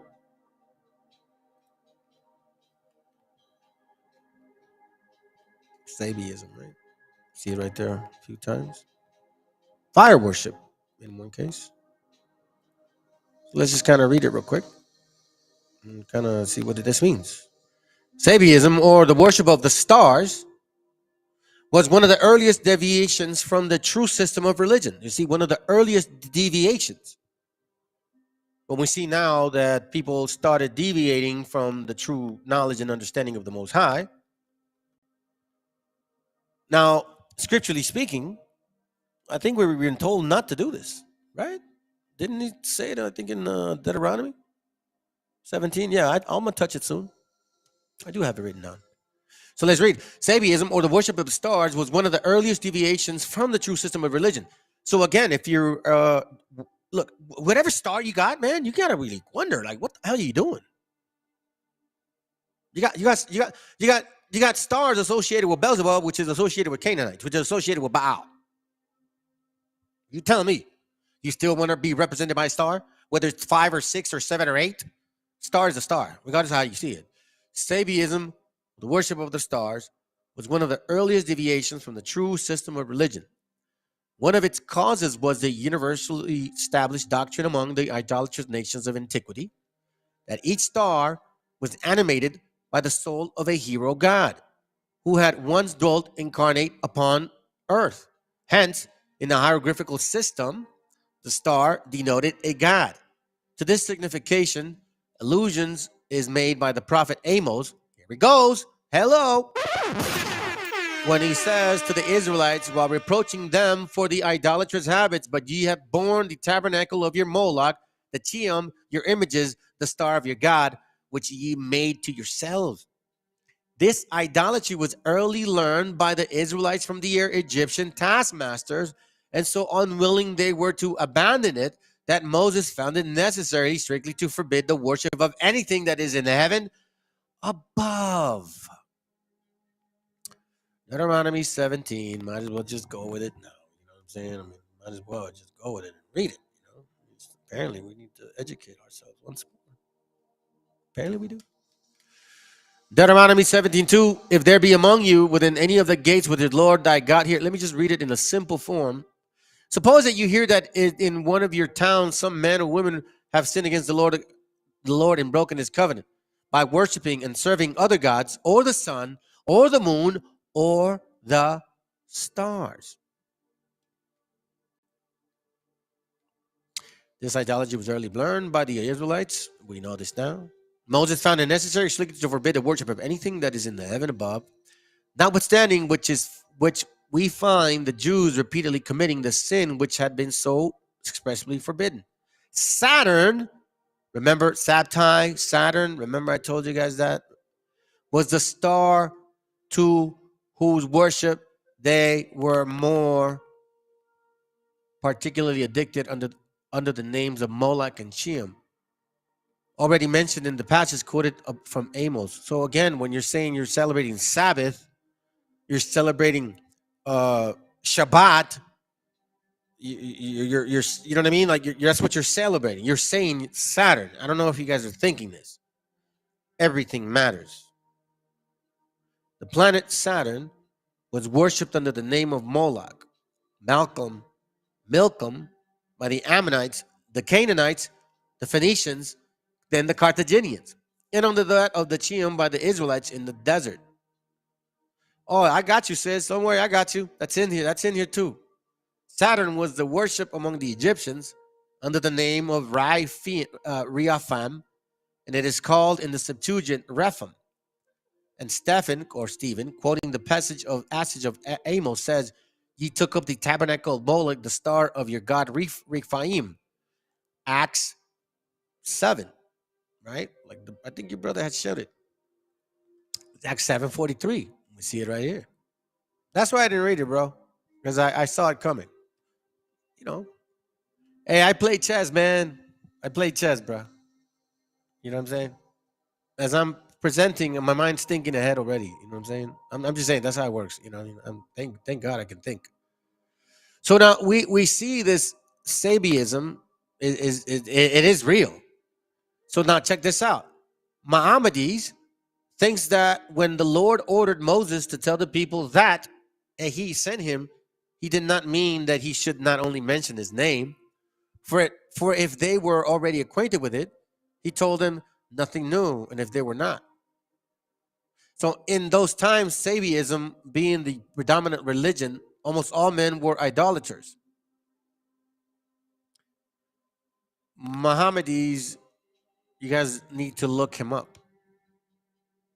Again, I'm showing you what I found, and you guys decide what applies to you. If you want to keep calling these people tu gente, way, pues you keep calling them your gente.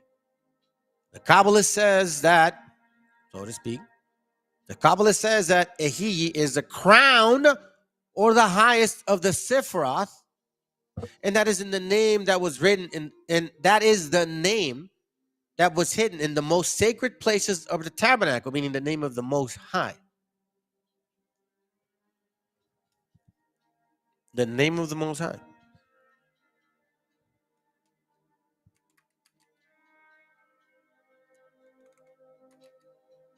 Show you. Let me show you again.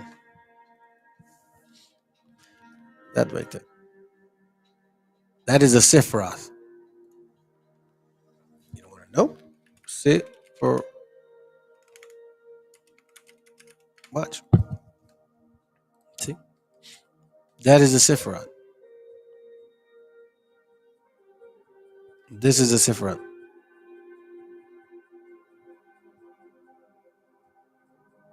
Right here. Okay? That's the Sifroth. So you're talking about Kabbalah, you're talking about Talmudist, okay? You're also talking about Sabbatites, Mohammedies, Sabiism, fire worship. Fire worship, of all the ancient religions, fire worship was one of the earliest next to Sabiism. And even of it, this seems only to have been a development. As was the Sabiist, the sun was deemed the universal fire. Darius. You know what that is. Sabiism again. Check this out. It's gonna connect that a little bit. As to those who seek for the astronomical interpretation of the legend in which the annual changes of the sun are symbolized, while the ingenuity with which they press their argument cannot be but be admired, it is evident that by such an interpretation they yield all that masonry has gained of religious developments in the past age, and fall back upon the corruptions and perversions of Sabiism, from which it was the object, even of the spurious Freemasonry of antiquity, to rescue its disciples.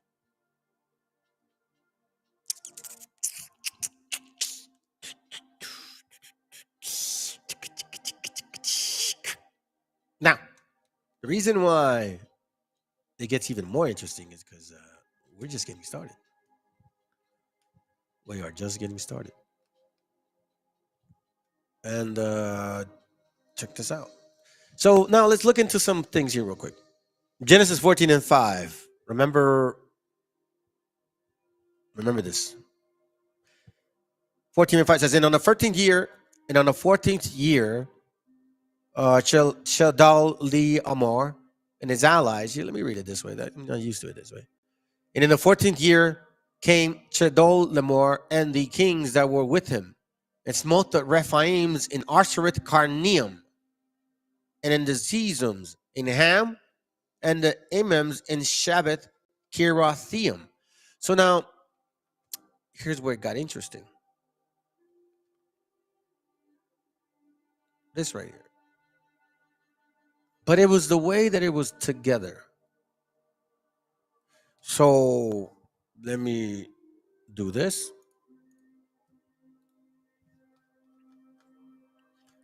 Let's go to Genesis 14, 5. And I'm going to point this out to y'all. It's a trip. So we have Ashtoreth, right? We know the concordance. Let's listen to it real quick. Strong's H 6255. Ashtaroth Karnaim. Ashtaroth Karnaim. So he says it together. It's not separate. All right. So now check this out. The concordance is H6255. So Asteroid Karnaim, Astaroth of the two horns or peaks. I'm like, oh.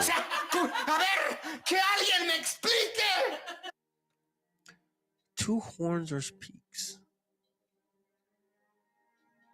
Of something a brother has sent to me. I think I still may have it. Give me a second, family. The brother sent this to me, and I forgot to add it, and I just remembered. And the reason why I wanted to include it was because it was a song. And I didn't think that. I mean, you know, I thought it was. I just like it connected to what I was actually reading. Let me see if I can find it. My brother sent it over to me. Give me a second. Hold on. Bear with me, family. This is interesting because when I read this, and I might have lost it, to be honest. But it was a song. Let me see. No, it's not it. It was a song. Man, maybe I won't get it. Well, it was a song, and in this song, it was in their language, and it had the star.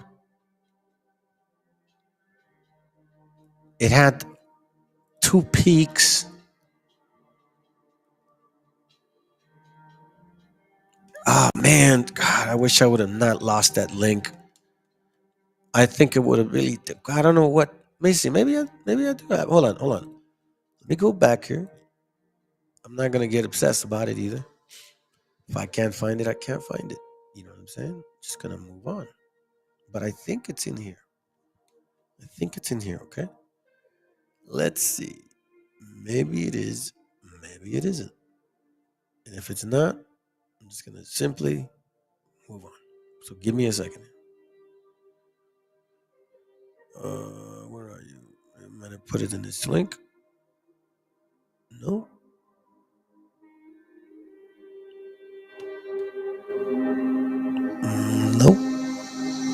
Nope.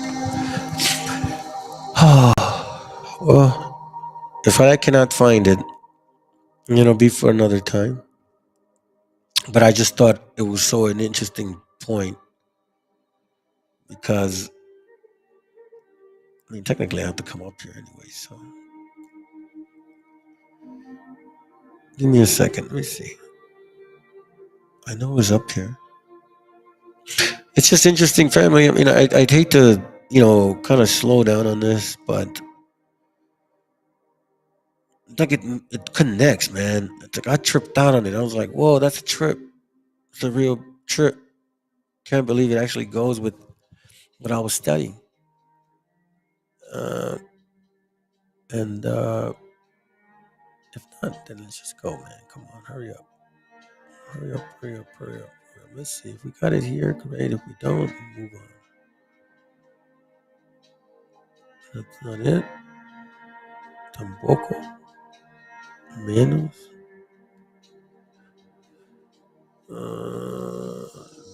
Is this it? No. No. That's the Odyssey one.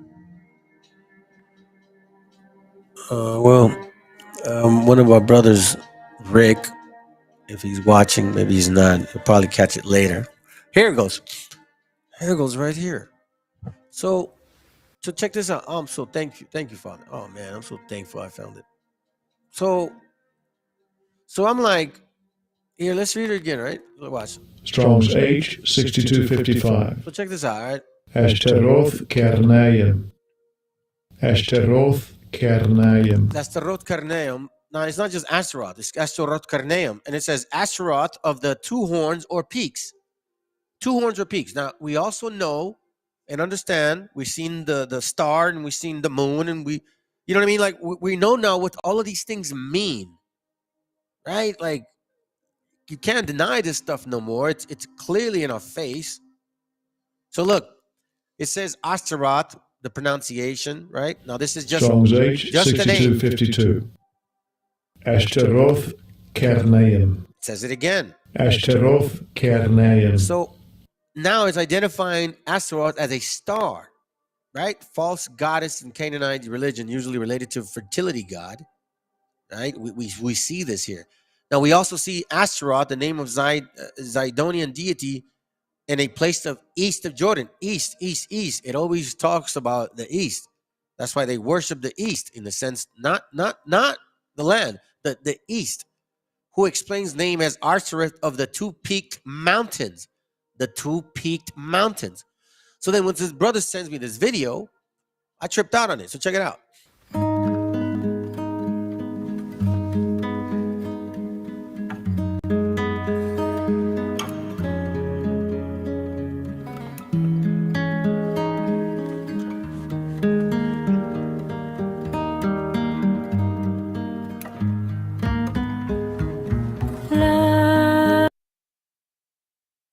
Let me kind of read it to you guys. It says, go after her, right? Let me, hold on.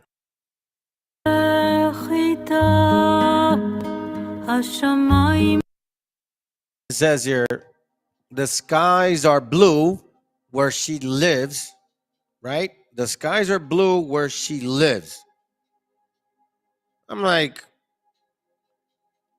okay. Where is this going? The skies are blue where she lives. Hashamayim Behirim Bitch Shotecha, whatever that means. All right, let's listen in.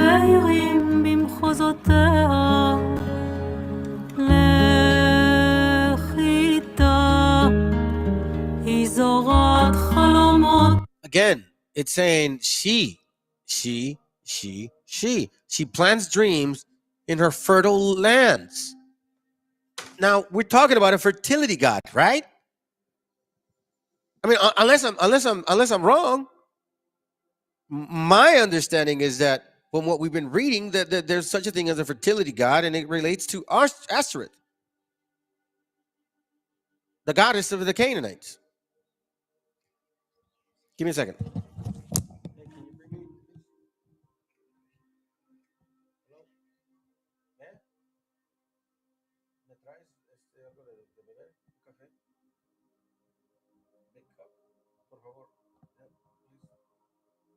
I text you. Read my text. Bye. Yeah, please. Bye. So we see here, it's talking about a woman. We see now that there's a thing about these gods or goddesses. It's mostly related to a woman. At the end of the day, we see Revelation is talking about a woman, a Babylon, a woman.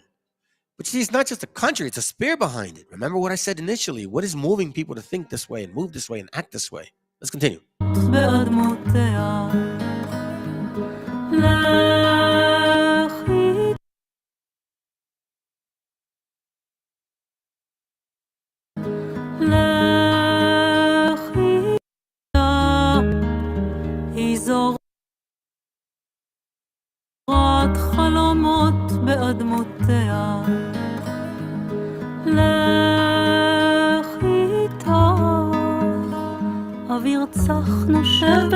So now it says fresh air blows at the windows of the soul. All right, whatever that means.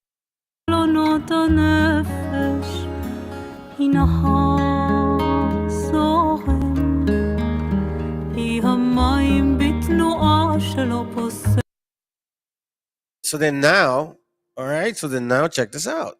Water in motion that does not slow. Okay, let's go.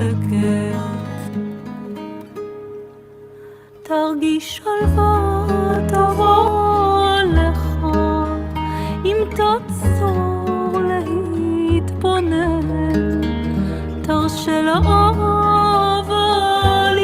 Allow love to open for you. Watch this manifestation in the background right here. All right, let's go. מקלט חשוך A dark refuge protected nuke. Okay, let's go. צר מגן כפות ידיו ירים הילד שבפנים איתך הוא מבקש עכשיו להתחבק פה כל הזמן חיכיתי לא אני לא בכיתי אולי לבד בשקט כשהגרון חונק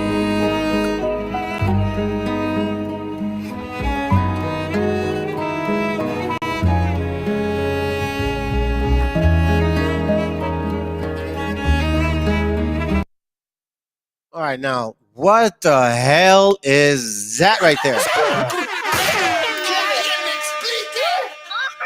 Why the imagery of two buildings? Who explains names as Arsareth of the two peaked mountains? Now, we know that she is a star, a Canaanite religious fertility cult. It says the fertile land. Continue. Now, two clouds come together, turn into something, and then all of a sudden turn into something else. Let's go.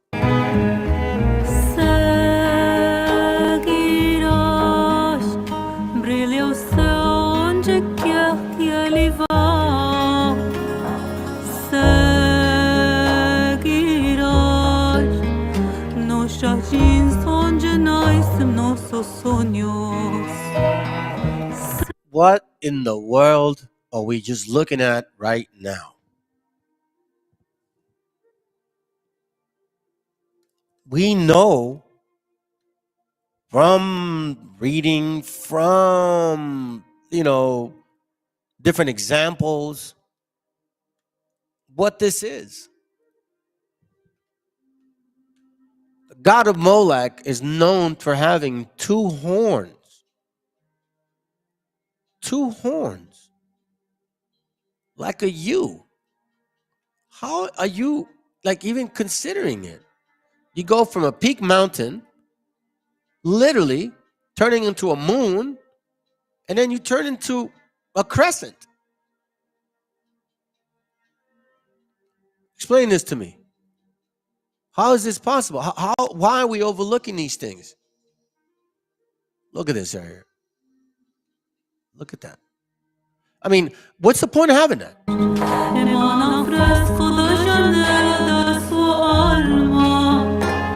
So now water is lifting it up to the sky? You know what I mean? Now, look who this is. These are the people that call you goyams. Okay? Remember, this is not something to overlook. Now, I was thinking man, bro, what the?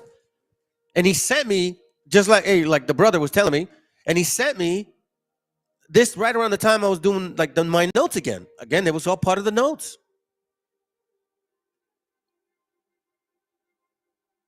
Double horn. Asterisk carneum. Now we know that these gods or goddesses are back here again. I should have kept it up, but matter of fact, let's go to this one. Shoot. Now that we're on the subject, check this out. Genesis 11:4. So I want to point this out too because I remembered that other one, that other link. What was it? Which was it? Is this one? Can't remember what it was, to be honest. But remember this. Let's go here. Where are you, bro? Okay. Genesis 4:11. It says here, and they said, go to, let us build a city. This is where, the Tower of Babel, the confusion, right? So here's where they're all getting together.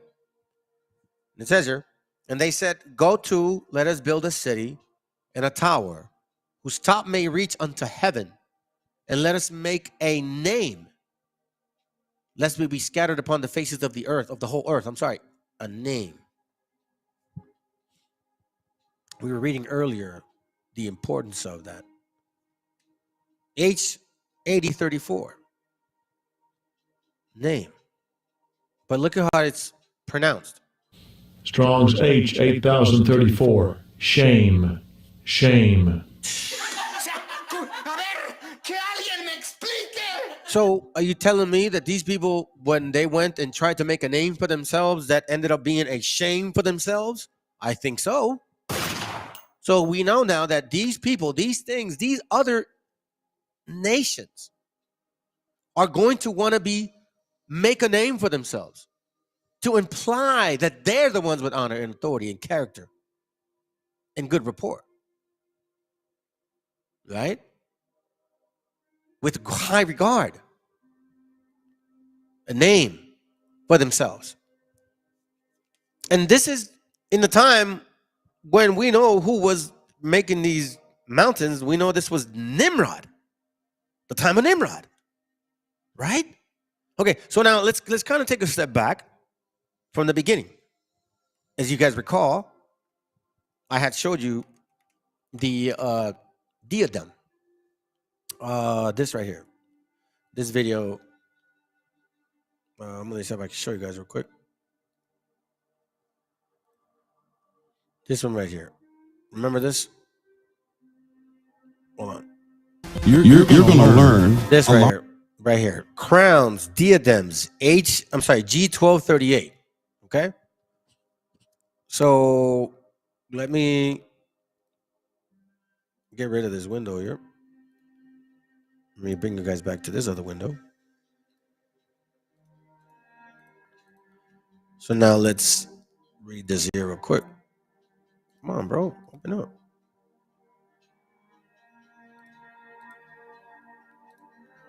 Give me a second.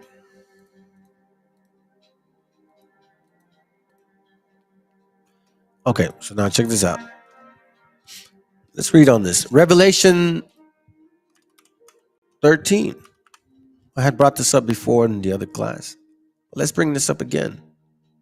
It says, and I stood upon the sand of the sea, and I saw a beast rise up out of the sea, having 7 heads, 10 horns.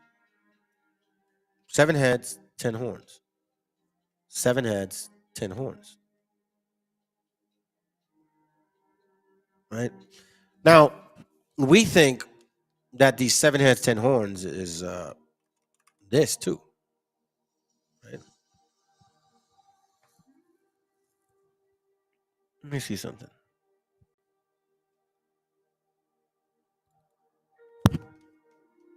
That's not it. That's not what I'm looking for. Give me a second here.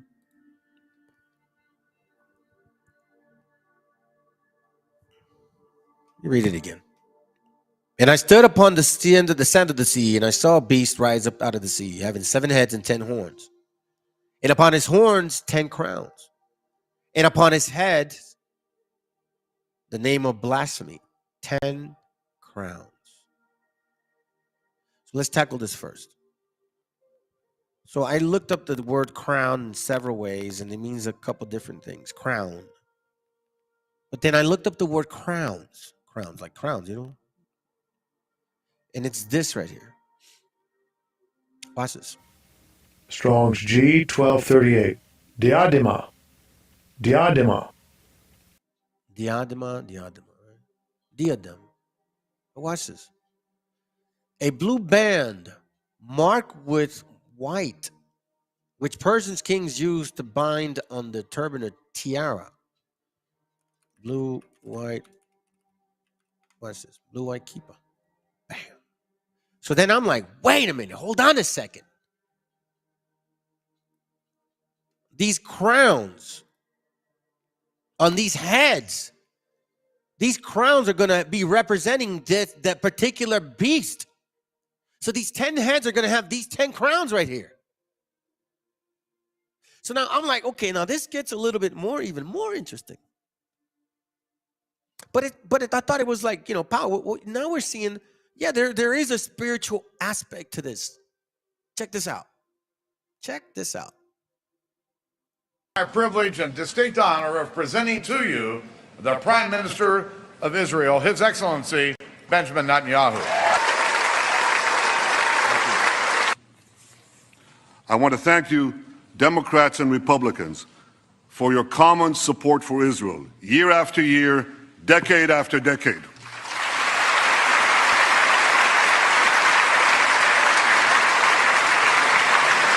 No matter on which side of the aisle you sit, you stand with Israel. And I will always be grateful to President Obama for that support.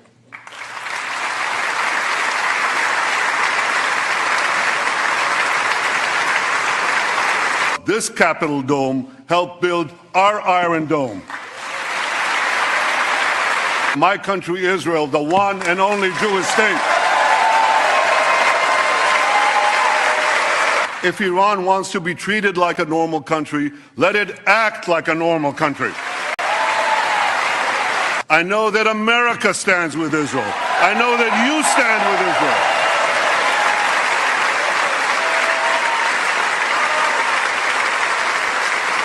God bless the United States of America.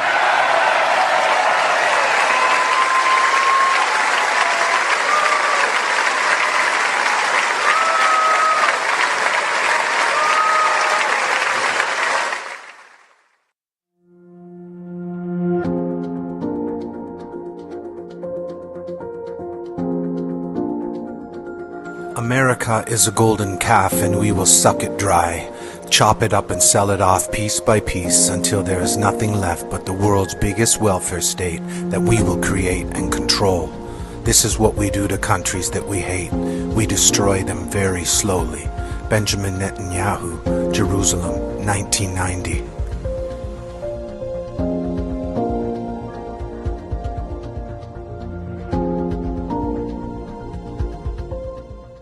Tyler? Who's Tyler? Seth, it's Saturday. Tyler's my Shabbos goy. Wow. It's beautiful. Can we have Tyler preheat the oven before he leaves? Already done. Wow. That's some goy. And I'll tell you something else. I was in Israel right before the pandemic, and as I was walking down the street, when people knew I was American, they would say to me, make sure you keep Trump. And one more quick story, and then I got some more questions for you, is that the yarmulkes on your head, they're selling Trump ones everywhere in Israel before the election. That's right. Just as I heard that. Oh, I got some. I got a few in my house. And I actually said to one of the vendors, I said, excuse me, this was just as a joke. I said, do you guys sell the Biden ones also? And they just laughed. They just laughed, and they thought it was hysterical because they said, no, we don't want that guy in office. Mr. President. Well, the biggest change I've seen in Congress is Israel literally owned Congress. You understand that 10 years ago, 15 years ago. And it was so powerful. It was so powerful. And today it's almost the opposite. You have between AOC and Omar and these people that hate Israel. They hate it with a passion. They're controlling Congress, and Israel is not a force in Congress anymore. Letters of Jeremiah, chapter 1, verse 5, it says, beware, therefore, that ye in no wise be like to strangers, neither be ye and of them, when you see the multitude before them and behind them, worship them. Basically, don't be like these fools because everybody is following them because you want to fit in, because you have a narrative behind this. And I'm going to show you something, family, because you can't have one without the other, fam. That's a fact. You can't say some people are your hint and then the other. No. You can't slice the dice in this particular case. Not at all. So now, I read this, the Revelation 13:1, and why I bring this up in these points is because check this out. Let me go touch it again and then keep the other page. Revelation 13:1, it says, "And I stood upon the sand of the sea, and I saw a beast rise up out of the sea, having 7 heads and 10 horns, and upon his horns 10 crowns, and upon his head the name of blasphemy."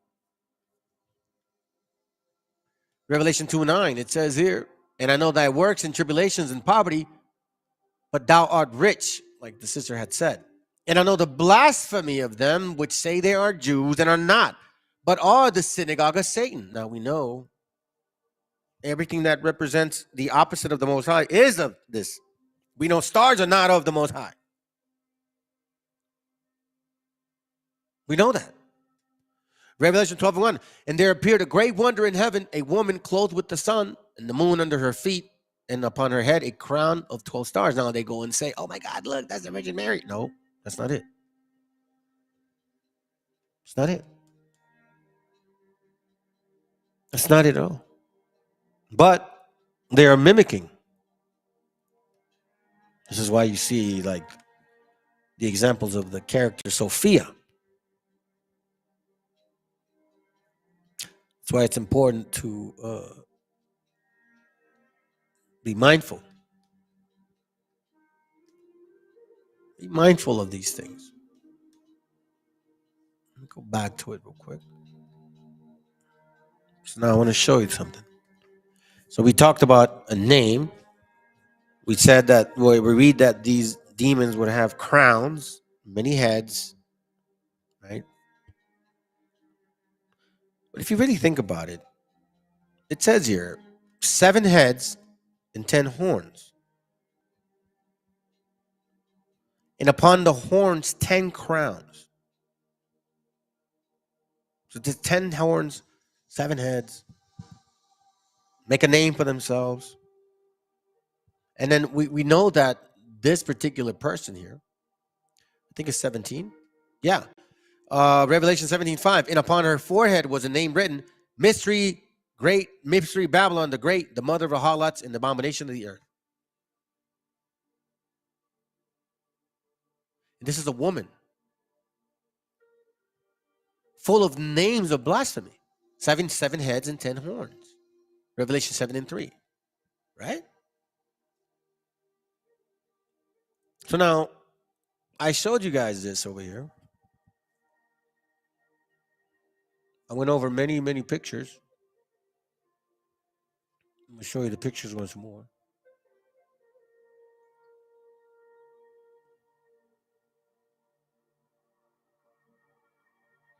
This is it.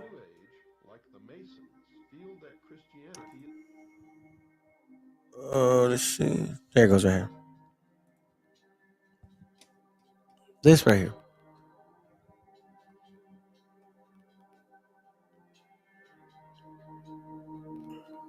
Right? A lot of this 10 Sephiroth of nothingness. 10, not 9. 10, not 11. The tradition of enumerating 10 is stated in the Sefer Yetzirah. 10. Okay. Now, I know that you guys have heard, and we've heard before, it's nations. It's nations. Yeah, possibly. You could interpret it that way too. You could.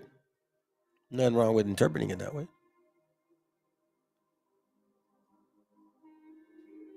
Check this out. Now, we know that this would still be happening. Vision of Ezekiel, chapter 8, verse 15. Watch what it says. It says, and then said he unto me, hast thou seen this, O son of man? Turn thee yet again, and thou shalt see greater abominations than this.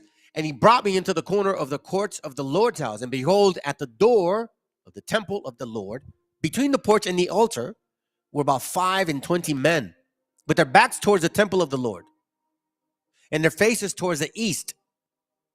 Remember the video? The veneration for the east worship. All of this matters. Remember? But while the north is an excluded territory, the east is the place of light and is to be revered. Mr. Hutchins tells his readers why that is so. Quote, the east, the source of light and thus knowledge, unquote. Albert Mackey quotes Etienne Francois Bazat, a French Masonic writer, in his encyclopedia. Quote, the veneration which the Masons have for the East bears a relation to the primitive religion whose first degeneration was sun worship, unquote. Rex Hutchins then tells his readers that the Masons deploy lights around the lodge room during the initiation ceremony for the 25th degree, called the Night of the Sun, and he writes, quote, the ceiling should be decorated to represent the heavens with the moon, the principal planets in the constellations Taurus and Orion. A single powerful light, a great globe of glass representing the sun, is in the south. In a physical sense, the greater light comes from the sun, and the transparencies provide lesser light. Symbolically, the sun, or great light, is the truth. So he says the sun, the great light, is the truth. And he brought me into the inner courts of the Lord's house, Ezekiel 8:16. And behold, the door of the temple of the Lord between the porch and the altar were about 25 men, with their backs towards the temple of the Lord and their faces towards the east. And they worshiped the sun towards the east.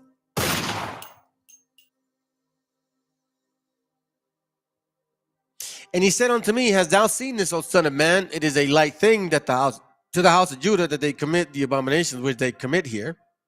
For they have filled the land with violence, and have returned to provoke me to anger.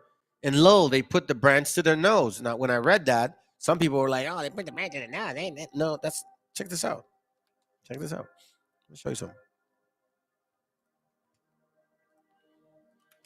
Put the branch to their nose, right? So you think that's what it means? Think again. Check this out. Branch to their nose. I think it's this one.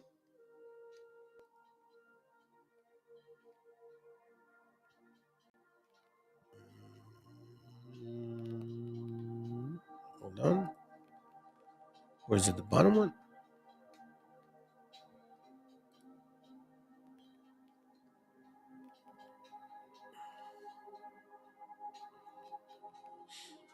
Let's see if I can find it here differently.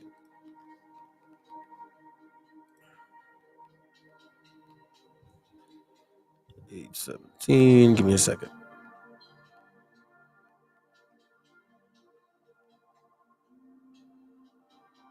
The twig. Donation. Countenance, forehead. Anger, countenance, face, forehead, nostril. I thought I found something different. Oh well, I'll move on. I guess I don't have it. No big deal. No big deal. No big deal. No big deal. It's no big deal. Okay, let's go back to this right here.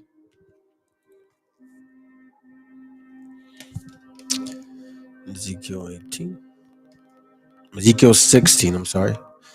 And he brought me into the inner courts of the Lord's house, and behold, at the door of the temple of the Lord, between the porch and the altar, were about 25 men, and their backs towards the temple of the Lord, and their face towards the east, and they worshiped the sun towards the east, which is what we keep seeing. Worshiping of the sun. Now we see some characteristics of some of these people. And some of these people want to be like the Most High, right? We constantly see the scriptures telling us. And in that wishful thinking, the Most High put them in derision, right? We know that. Isaiah 37, 23 and 24. It says here, Whom hast thou reproached and blasphemed? Once again, we see blasphemy. Them that are Jews, that claim they are Jews but are not. And against whom hast thou exalted thy voice and lifted up thine eyes on high, even against the Holy One of Israel? Once again, trying to be somebody they're not. By thy servants hast thou reproached the Lord, and hast thou said, by the multitude of my chariots I am come up to the heights of the mountains. You see the two peaks, right?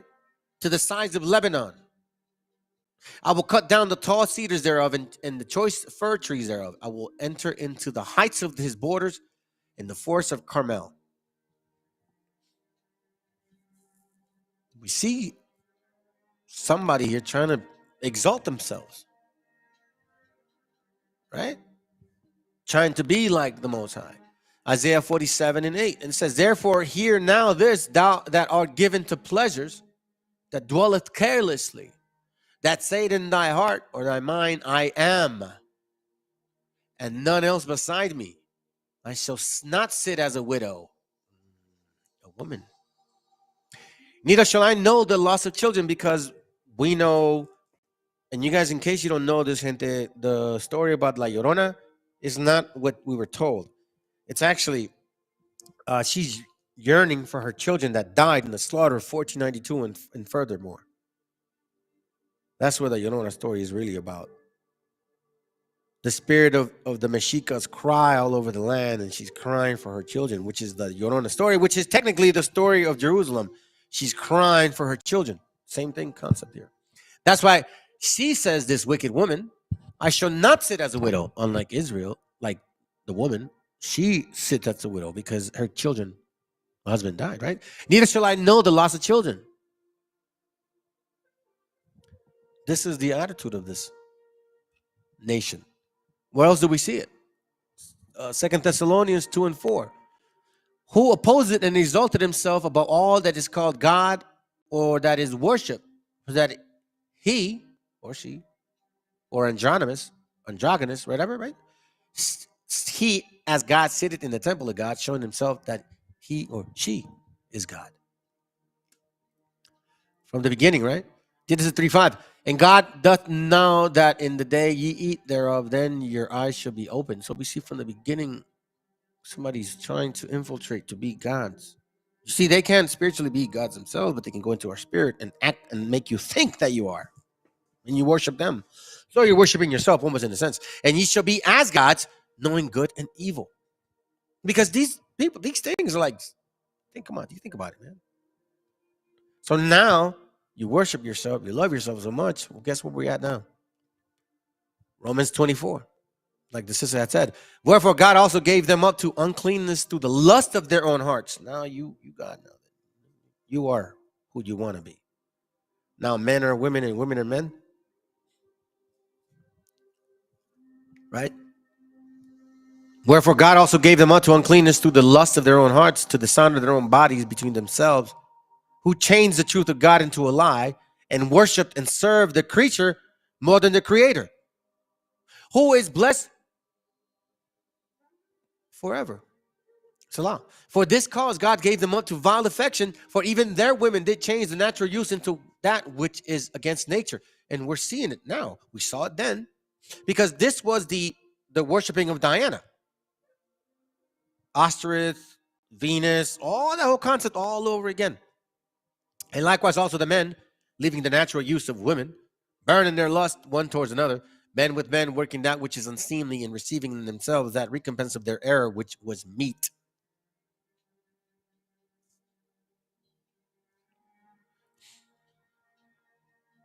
Matthew 2:18, in Ramah was there a voice heard, lamentation and weeping and great mourning. Rachel weeping for her children would not be comforted because they are not. If you read, I think it's 2nd Ezra or Sirach. 2nd Ezra 10. Oh, that's not. Let me see. Let me see. Hold on. You guys get a chance, read it. It's interesting. 2nd Ezra is, hold on. I don't think I have it, man. Shit, I lost it. Yeah. It's probably Sirach.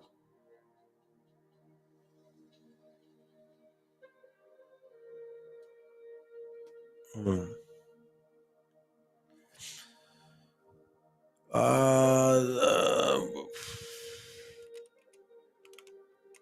Give me a second. If you can find it, bro, that would really help, to be honest with you. Right now, okay. Maybe I did miss it. There it goes right here. Second Esdras 10. Yeah, it was in Second Esdras 10.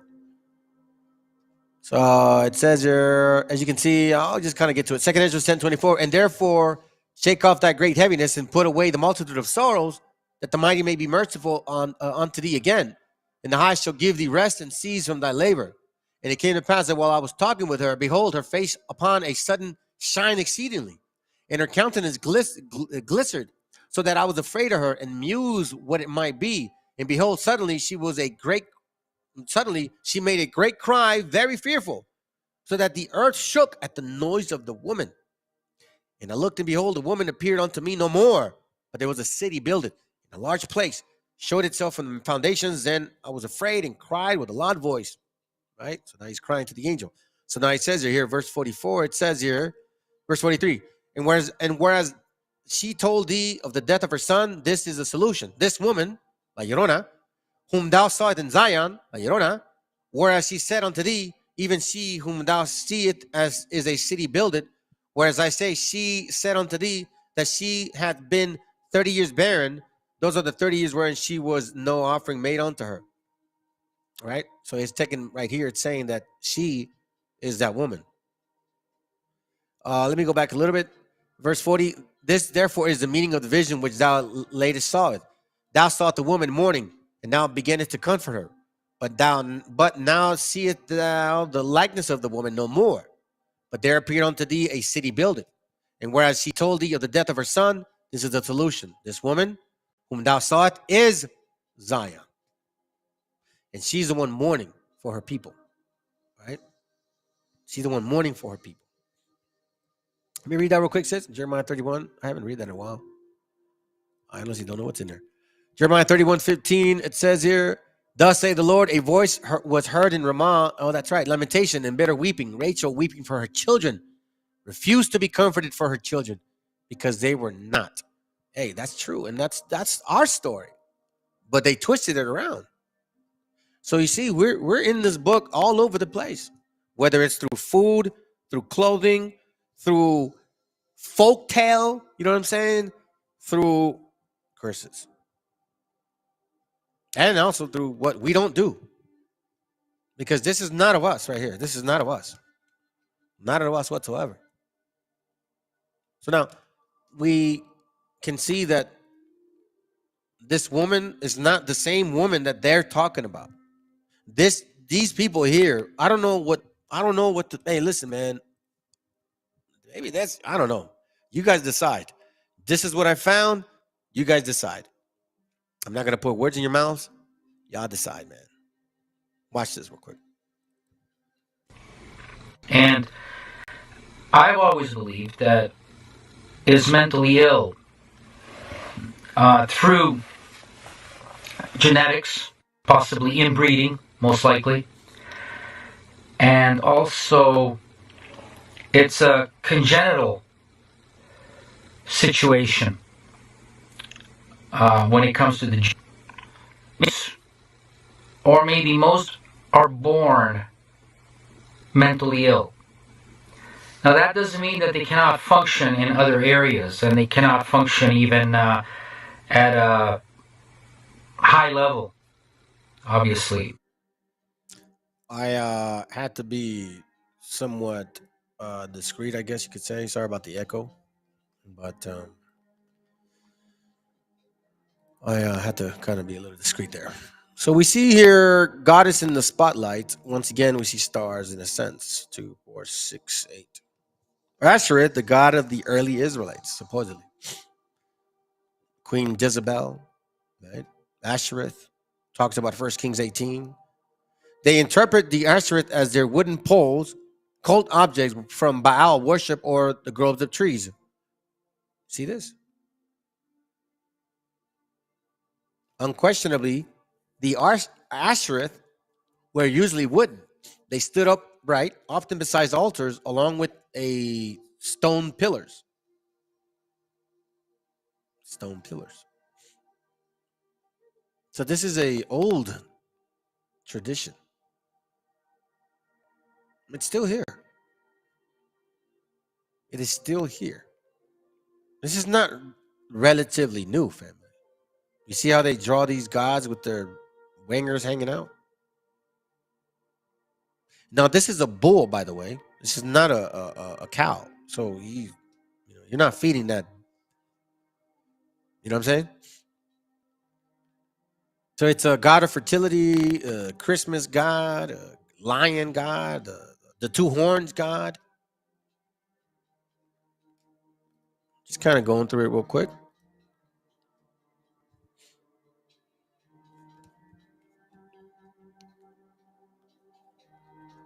Now, well, let's see something real quick. I want to show you this. I might have missed it.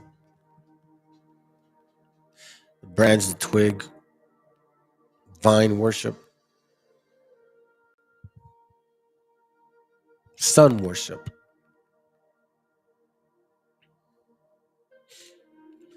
Twig of a strange one, a strange god, figurative of idolatrous cult adopted by Israel. So that's what I was trying to point out. That they put the branch to their nose is technically used in idolatry worship, right?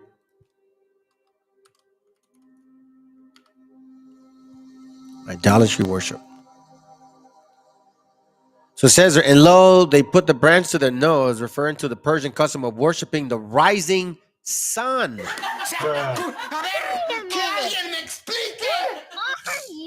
You see that? They put the branch to their nose. It had nothing to do with smoking pot, you dumbasses. It's talking about worshiping the rising sun. Holding in their left hand a bundle of twigs and the plant called barsum. But Canaan's going to try to find their own understanding, I guess. And they're like, hey, look, this guy's showing you can't smoke pot. I'm not saying you can or can't. I'm just saying that's on your shit. I'm not here to tell you guys what to do. Yeah, you got to respect medicine. That's all I got to say.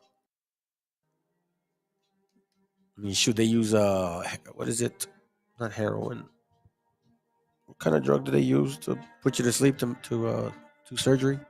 So, got to respect plants, man. Got to make sure that they're properly used, not used for incorrect things. Let me show you this real quick. Now, we talked about that already. So now check this out. I thought this to be very interesting. I don't think I'm going to where you at? Is this one?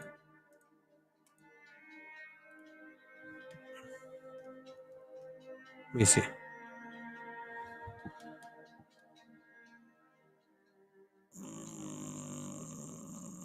Okay. So check this out. I'm going to show this to you.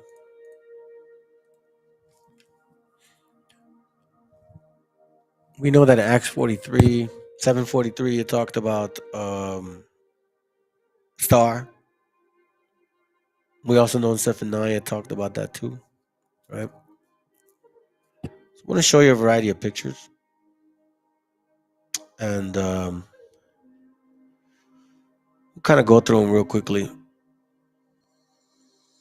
going to point this out. You can see. So remember this picture, Sophia, right? Now you're like, well, how do you know Sophia? Because that's what it's called. That's what they call her. Eon Sophia Wisdom. I showed you guys this in another class. Okay, so as you can see, this concept of a woman still, the woman, the child. This is not the Virgin Mary. Okay, this is Sophia. All right. Now, I thought it was weird. because check this out. Sophia, what languages do you speak? In addition to my program. Mentiroso! Sophia, what languages do you speak? In addition to my programming languages, I speak English and I'm learning to speak many others. What are they? What are the languages that you speak? I can speak English, Italian, French, Polish, Japanese, Russian, Arabic, Spanish, Hindi, Korean, Mandarin, and Cantonese, which is very useful as I live in Hong Kong. That's very impressive. You know so many languages. Why, thank you. I'm glad you think so. I'm also fluent in sarcasm, if that counts for anything. Any other languages? Sure, I can also speak Python, JavaScript, and a bit of Klingon. Sophia, what languages do you speak? In addition to my programming. So you see, Sophia, the Eon, Sophia, wisdom. Now we know that these people hold these things in a high regard. Remember the video about this Samsung Maya? Okay, I'm going to show you. This episode is that of Billy Meyer. This actually happened in Switzerland, but it's gotten a lot of traffic in the wider UFO community and over here as well, because Meyer was the guy whose pictures, again, alleged pictures of alien craft, wound up on the cover of National Enquirer and other things like that. And they looked really spectacular. It's kind of a case of that looks too good to be true. Meyer was supposedly contacted by a female alien, of who, of course, was good looking. And her name was Semyaza. S-E-M-J-A. Semyaza. Semyaza. So it talks about that in Enoch. Enoch 7:9, and these are the names of their chiefs. These are the names of their chiefs. Semyaza, who was their leader. Semyaza, who was their leader. Now, we also know through other scriptures that a demon could also be a lion spirit, right? It's like 1 Kings, 2 Kings, something like that. A lion spirit. I will go to and be a lion spirit. And then the Most High is like, yeah, sure, go for it. Go do the thing. Be a lion spirit, he says. Here's another example, Sophia. I don't know how to read Latin, but we see the worshiping of the sun. Cult symbol. I use this from somebody else that had done a class. Thank you, by the way. I don't know who they are, but I appreciate it in case you do watch this. Cult symbol called the seal of Satan. Cult institution depicting the cause of the solar eclipse. See this? This is something that they practice and do, and you know, a lot of people were out there looking at the solar eclipse and all that stuff. Isaiah 46:11. It says, "You're calling a ravenous bird from the east, the man that executed in my counsel from a far country. Yea, I have spoken it, I will bring it to pass. I have purposed it, I will also do it." Ravenous wolves too. Ravenous wolves, right? Here are some definitions of the star. The ornaments with stars to award, mark with a star for excellence. White spot on the forehead of a horse.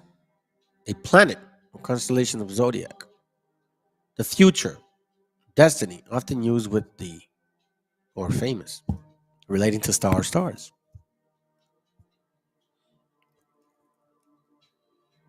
Just some notes that I was taking. A heavenly body, especially a planet, regarded as a astrological influence on human affairs. Very true.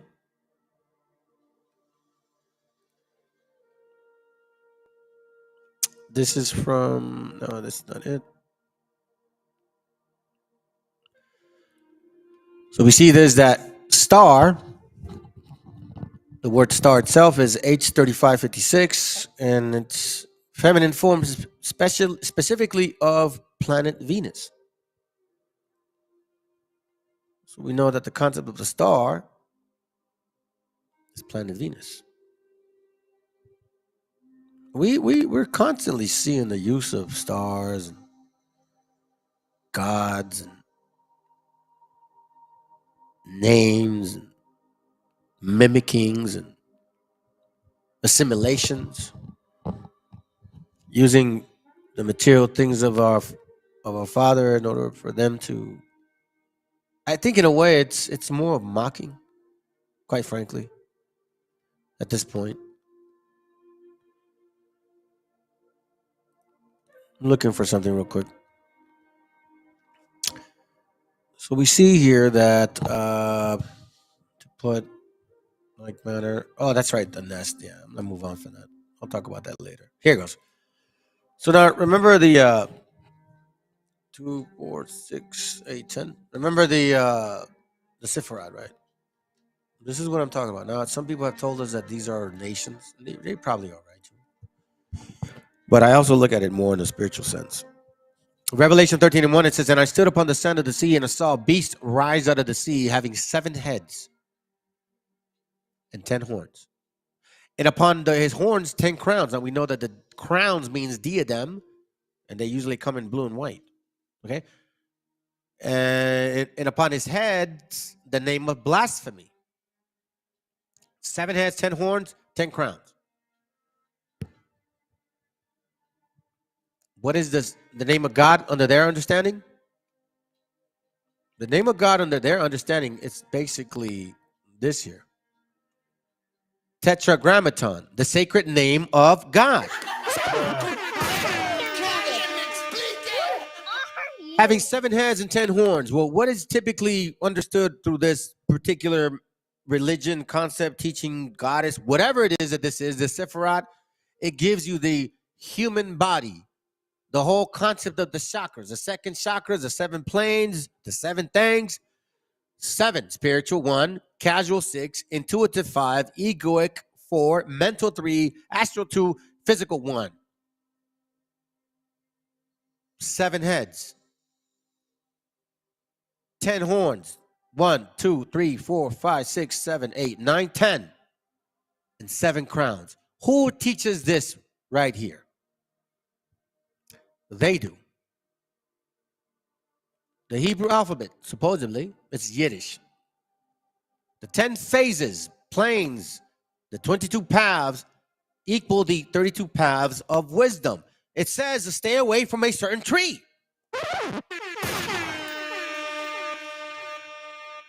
10 spheres, Sephiroth name, the tree of life.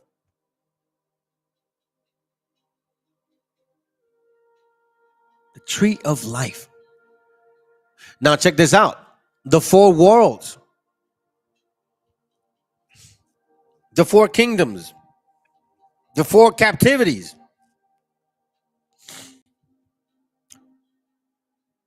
The world of emanation. The world of creation. The world of formation. The world of substance, which means the manifestation. As above, so below. I think it was Eustace that said, you know what, those people may have the riches of the world, but we have the other riches, which is the wisdom. And I really, truly believe that. I'd rather know this here than everything else that we've been told.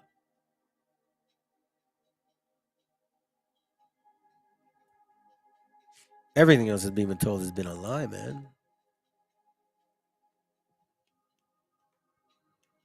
The rules of women worship.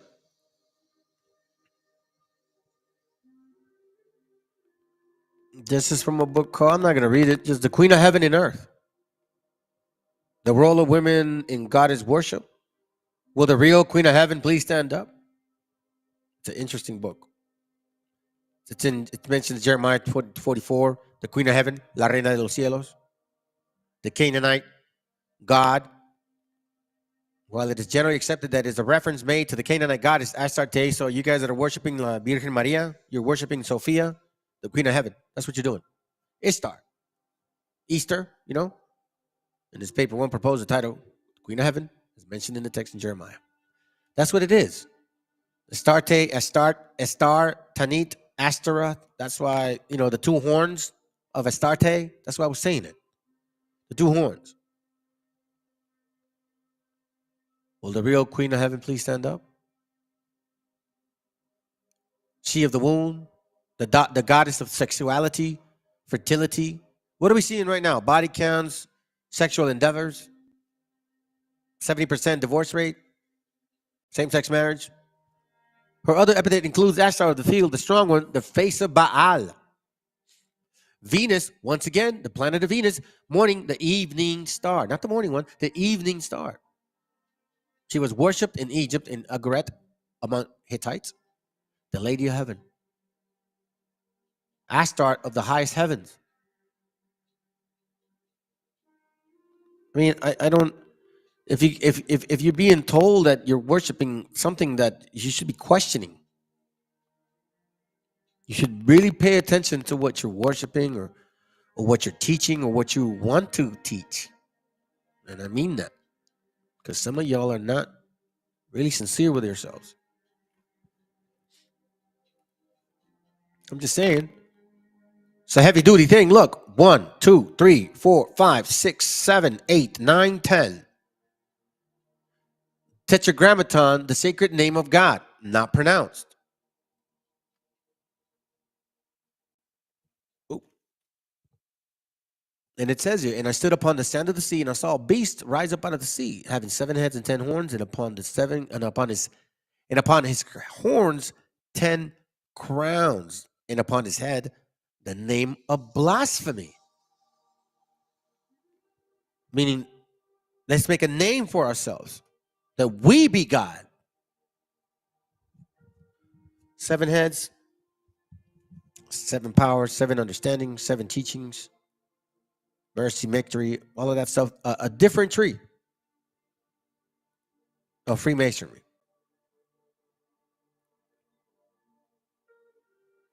It's Baal worship right here, to the fullest extent. 2 horns. The name of Baal. I use this from someone else's channel. I appreciate you, whoever you are. If you watch this, thank you. We don't collect no funds here. Meaning Baal, owner, Lord, husband. Bull, goat, ram, half human. Baphomet. That's an interesting thing. Humanoid goat creature. Creature. Related to Satanism, church, Satan, Beelzebub, we saw that in demonology. Lilith, sabbatical goat. We see this here. In case you guys don't know this, you guys are already worshiping. And in case you don't know this, you're already doing it. A lot of you guys are. Hate to tell you. I don't know what to say. Let me see what you guys says. I know you've been typing away. Appreciate you. Kind of read some of this stuff here. They laugh, smile with no care in the world at what is coming. Yeah, you're right. Yeah, those computer-generated robots may tell facts, but they also are programmed by people who lie. Therefore, the robots can lie. I like your thinking. I know. I always kind of think like, yeah, well, we created you, so you're still limited. I've been reducing the idea of the creator since I was a baby. Thought about who he was, love, everything kind of about him because of his blessings before I read a Bible. He had to be someone so big. Yeah. It's a power greater than yourself.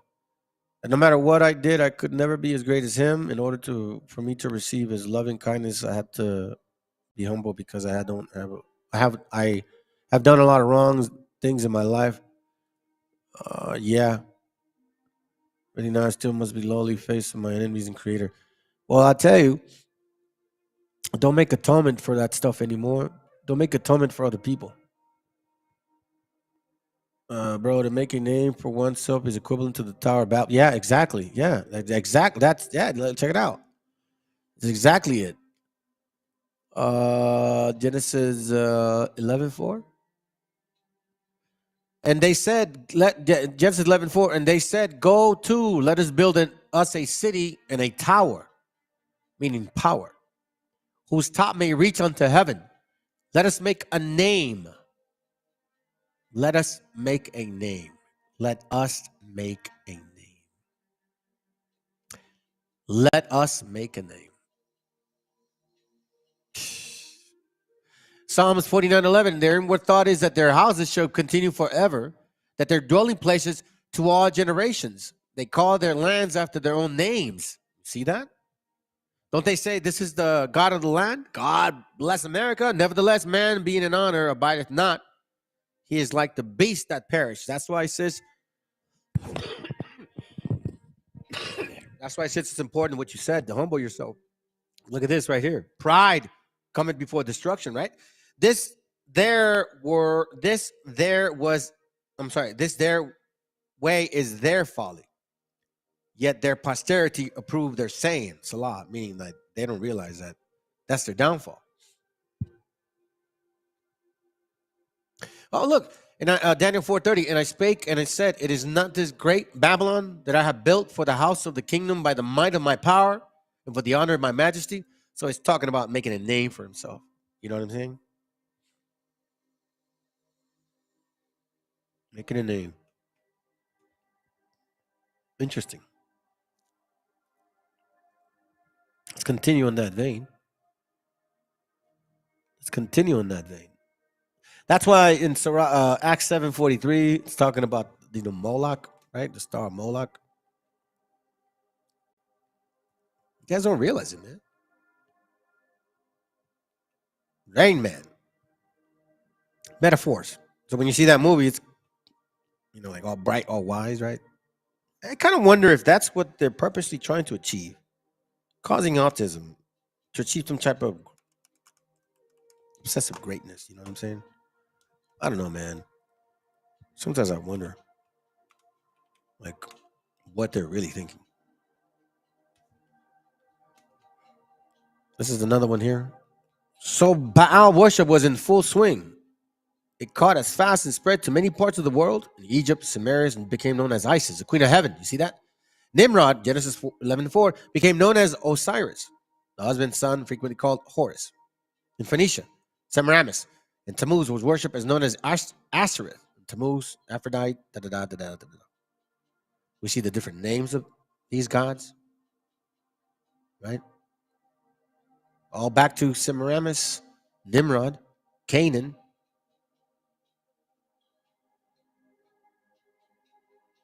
Same thing. Sunday put in place as a counterfeit day of worship and rebelling against God's Sabbath. So still, Shabbat, Sabbath, whatever you want to call it, it's still Saturn. Satan, Saturn's church. Here we go again. The horn. You see the helmet with the horns? Remember the helmet with the horns? We read about that, right? The helmet with the horns. More names. Androgynous. Mesopotamian nature, the ideal pagan priest is both male and female. Began with Baal worship from the get-go with Nimrod. You see this? LGBTQ, lesbianism, gay, bisexual, transgender. That's what he's reading. I'm just reading it, okay? It says, began with Baal worship from the get-go with Nimrod. Male and female temple prostitution for honoring spouse of Baal, queen of heaven, a.k.a. Ashereth, Astarte, Eshereth, Imnana, or Ishtar. The highest order attainable in witchcraft, Wicca, Satan worship, spiritualism, cult is to be sexual. Well, is to be bisexual, sexual, or Aphrodite, androgynous, transgender. It seems the more sexual partners people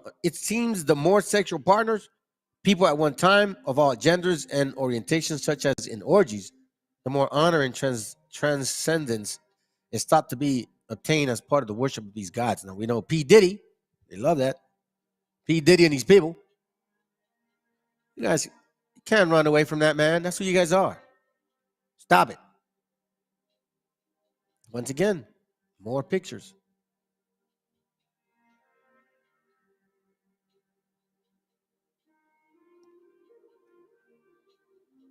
To Cybele, the goddess of the threshold, transition, street raves. Street raves. It says you see the stars, right? You see the stars. Once again, the stars. It sounds kind of looks like the, what do you call it? The Statue of Liberty. We are an ancient people.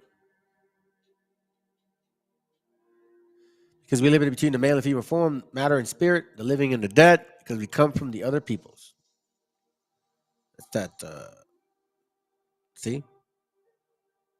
This is what it all falls back down to. Christmas. You see this? This is a lion. Christmas. That's what it relates to. Asterisk. Chopping down the tree right there.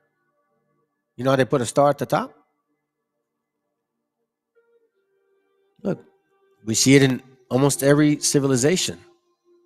Egyptian, Mesopotamian, Israelitish, Roman, American.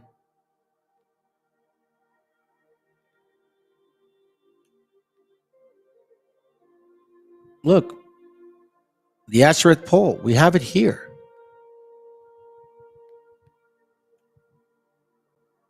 We know of the Druids. We know we went through some of the things. We've seen this before. Isaiah 57:5. You who burn with the lust among the oaks, under every green tree, who slaughter your children in the valleys, under the clefts of the rocks. So we see a lot of this. And I had to show this to y'all because it's, again, it's very questionable. Now, I know that some of us get into particular ways of explaining things, and so there's a fine line, man, you know? So look, you see how this star relates to itself? You can't have one without the other, man. You guys want to slice and dice some of this stuff. Star of Rephaim, 8-pointed star, also said to be associated with the Roman god Saturn and possibly Babylonian goddess Ishtar. Pentagram, 5-pointed star. Penta means 5, like Pentecost, 50 days. The occult pentagram is an inverted 5-point star inside of a circle. Magen David, 6-pointed star, used in many ancient cultures for decorative purposes, rarely held religious significance until recent history. The star of Moloch, Saturn. At once, Hinduism, Buddhism, Judaism, Kabbalism, Islam, for these roots have linked into Christianity. All have some relation. Baal Pierre.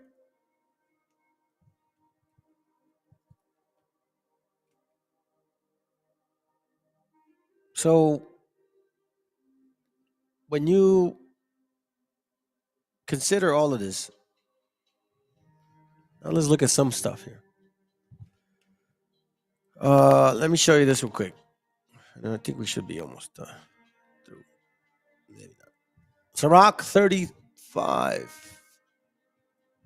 Sirach 35, verse 18, it says, For the Lord will not be slack, neither will the mighty be patient towards them, till he have smitten in sunder the loins of the unmerciful, and repaid vengeance to the heathen, till he have taken away the multitude of the proud, and broken the scepter of the righteous, till he have rendered every man according to his deeds, to the works of man according to his devices, till he have judged the cause of his people, and made them to rejoice in his mercy.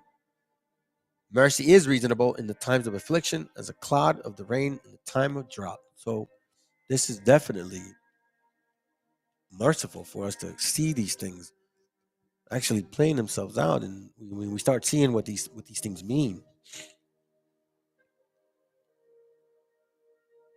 we start seeing what they mean, and now it's like, well, who's pushing, who's behind this? Well, we see it here, right? We talked about the crowns,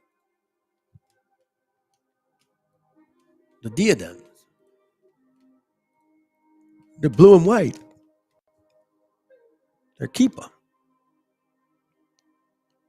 right? They're blue and white. So for me, I'm like, I don't know, man. That's playing with fire, bro. Okay, so then now, as I kept searching and searching, it brought me to this attention. And I think it's only fair that I bring it up now. Again, it depends on where you guys stand. And I'm going to show you some stuff here, pretty interesting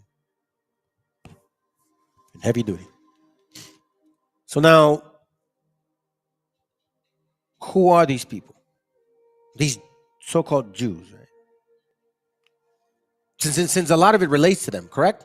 I mean, let's be real. The diadem, the 7 heads, 10 horns, a lot of this relates to them. The tetragrammaton, the Sephiroth, we know now that these so-called Jews, right? They're behind a lot of this. All right, so let's look into these guys real quick. Not that we have. This is how Israel erased the Arab. Let's look into something here that, me personally, when I looked into it, I was like, okay, so let's break this thing down. Who are these people? So we know of some that are originally from there or have been there, never left there, but now we know that, certain disagreements, now they're being thrashed in half. And others are calling themselves those people. So let's go. Jewish identity. White supremacy is deeply embedded into Zionism. Alan Mizrahi is the son of a Palestinian Jewish father and Moroccan Jewish mother. The humiliation Arab Jews experienced in Zionism is something they never experienced in the Arab countries. They never experienced white supremacy in Morocco or Iraq or Yemen. They only experience it here. 45% of Jews in Israel originate from the mostly Arabic-speaking countries in North Africa and the Middle East. Today they're called Mizrahi. Many left those countries after a rise in hostility, largely sparked by Zionism and Israel's creation. You hear this? So these guys are called Mizrahi Jews, and they left because they were being oppressed by the other ones, by the Jews in general. We'll touch on some names right now, but let's continue. Let's hear it again. This is how Israel erased the Arab Jewish identity. White supremacy is deeply embedded into Zionism. Alan Mizrahi is the son of a Palestinian Jewish father and Moroccan Jewish mother. The humiliation Arab Jews experienced in Zionism is something they never experienced in the Arab countries. They never experienced white supremacy in Morocco or Iraq or Yemen. They only experience it here. 45% of Jews in Israel originate from the mostly Arabic-speaking countries in North Africa and the Middle East. Today they're called Mizrahi. Many left those countries after a rise in hostility, largely sparked by Zionism and Israel's creation, but in Israel they faced hostility too. So many left. Many left, okay? And he says it because of the Zionism. So it wasn't a long time ago. It was, about less than 100 years ago. Let's go. Zionism's early leaders condemned them for being too Arab, calling them uneducated masses and savage. They treated brown Jews and Jews from Muslim origins, from Arab countries, as inferior. Arab Jews needed to unlearn their Arabic accent. This is how Israel erased the Arab Jewish. All right. So let's make sure we understand now. So I guess not all Jews are considered Jews, even within their own so-called community, right? All of this Let's touch on this real quick. Listen to this girl for a second, and we move on. We're about to be. We're about to got 45 minutes, family. Let's stick around. Down to the claim that this is the Jewish homeland and that they have every right to be there, that they're the indigenous people, and that the people who are there are these Arabs who've come from other places, and that they shouldn't be there. And so I want to play this for you. This is Naftali Bennett. He has been the opposition of Netanyahu. He's many think would be the next prime minister, and yet these are the types of things he believes. He has this 3-minute. He says this is a 3-minute. Why 3 minutes of the. Starting now, the Jewish people first entered the land of Israel 3,300 years ago, and everyone can read that in the Bible. Assuming you don't believe the Bible, then you can look at archaeology, which shows evidence of about 3,000 years ago. There's no dispute that. Hold on a second. I want to pause this. Let me just go ahead and do a pause. So let's back this. We know that that's not true, but let's listen to it.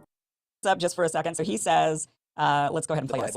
Then you can look at archaeology. Jewish people first entered. There it is. The Jewish people first entered So he's saying the Jewish people first entered. Jewish people first entered the land of Israel 3,300 years. Okay, so they came from somewhere else, right? So he's going to tell us this is why the Jewish people belong here. This is why these other people don't belong here. And he's saying, first of all, the people were here.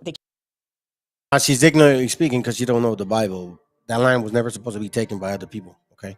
Land of Canaan. But anyways, let's continue. Came to the land 3,300 years ago. And if you don't believe the Bible, then you can believe archaeology. They came to the land 3,000 years ago. So there were people already there. This wasn't, in the Bible, it even says this wasn't like desolate, just empty land. There were people that were there. They say that the city where Abraham comes from is about 200 miles southeast of Baghdad. I can't pronounce all the names. The rest of the Jews were kicked out to all across the world, and every day they prayed 3 times a day that they want to return to Israel. And it was okay. So let's pause right there for just a second. So he says the Jews stayed in Israel, so a few Jews stayed in Israel. The rest of the Jews were kicked out all across the world 3,300 years ago. That means they're not from there. We know where. Let's come back to our own home. Okay. So now you see this guy's face right here?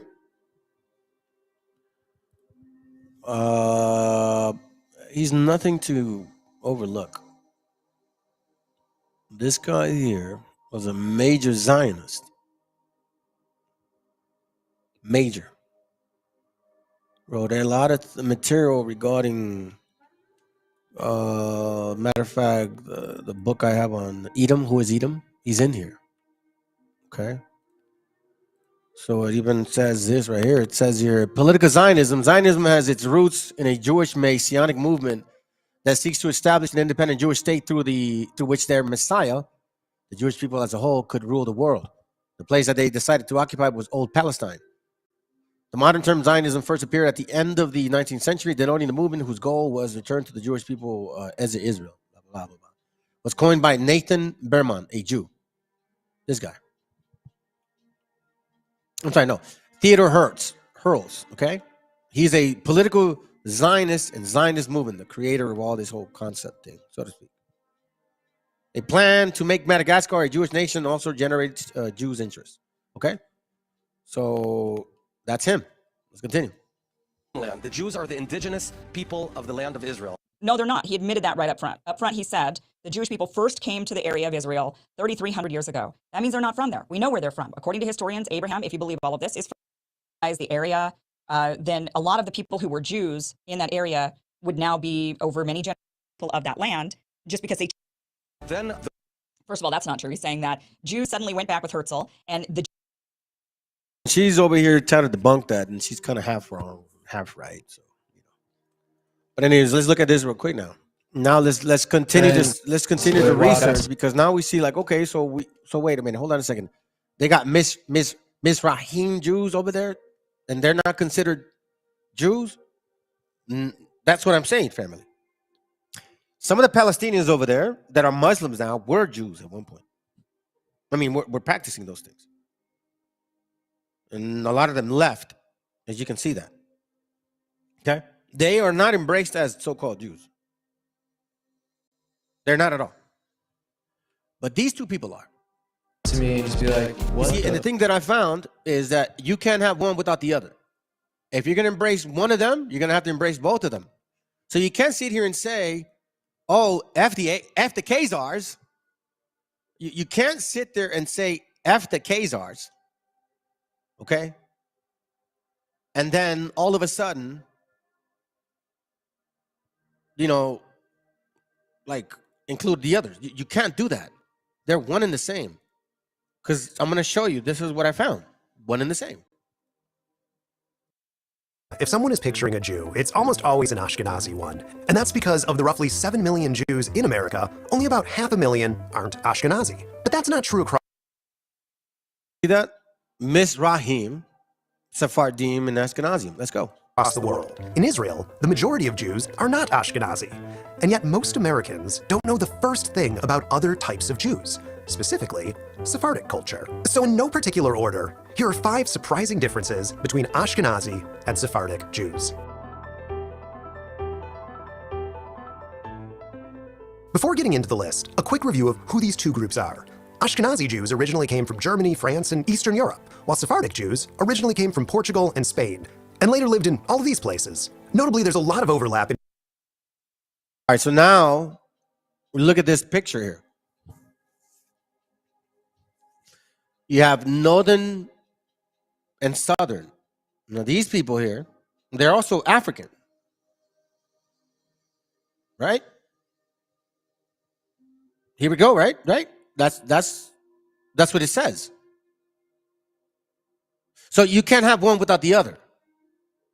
Now, in case you guys don't know this, BHI, Nate the Snake, and GMS, and ISUPK, and Sakari, they all teach that the Jews that ruled Europe, the ones here, right? That those are our people.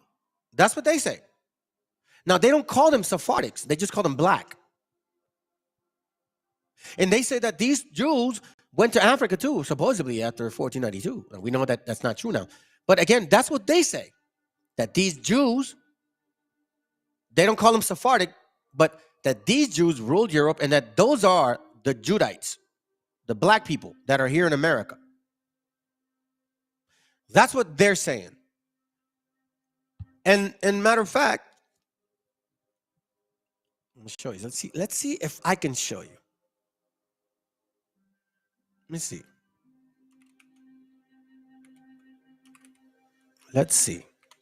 Let me see.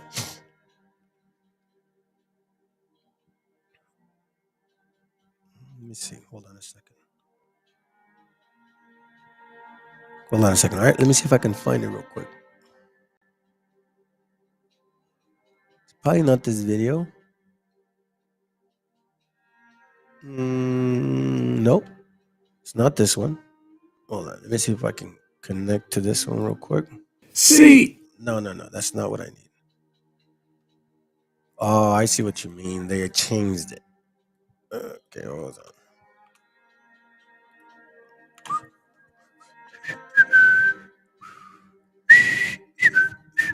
Hold on. Let me see if I can find it.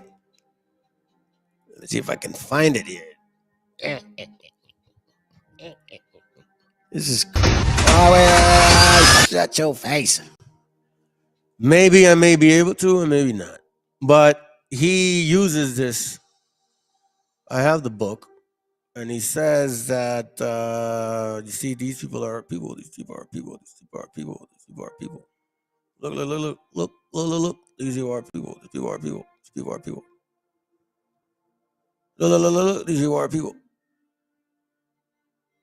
If I can get it, great. If not, move on. But anyhow, that's what he's saying. That these black Jews here. Let me see if I got it. Hold on. Is it cool? That's it. Yep. Here it goes. All right. So he uses this book. Watch this. Page 2 something. 296, 297.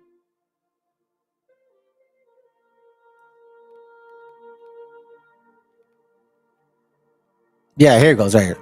So he uses this book. He doesn't read this page before, but he reads this page here. And he starts in this section right here. Okay? This is a book called, and Nate the Snake Roberts, Nate the Snake from IUIC uses this. He loves this book. He loves like, where the Jews are, where the Jews are. A Treaty of Physical Geography by A.A. Barrington. He loves this book. He does it on Shout Out Tuesdays, I think. And every now and then he does it on his little Sunday sessions and shit. So he says here, okay?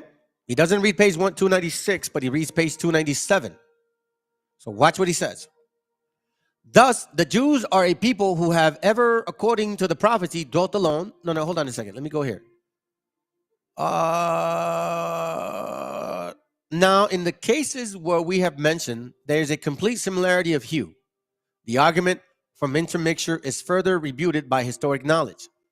Thus, the Jews are a people who have ever, according to the prophecy, dwelt alone. Okay? It says here, dwelt alone.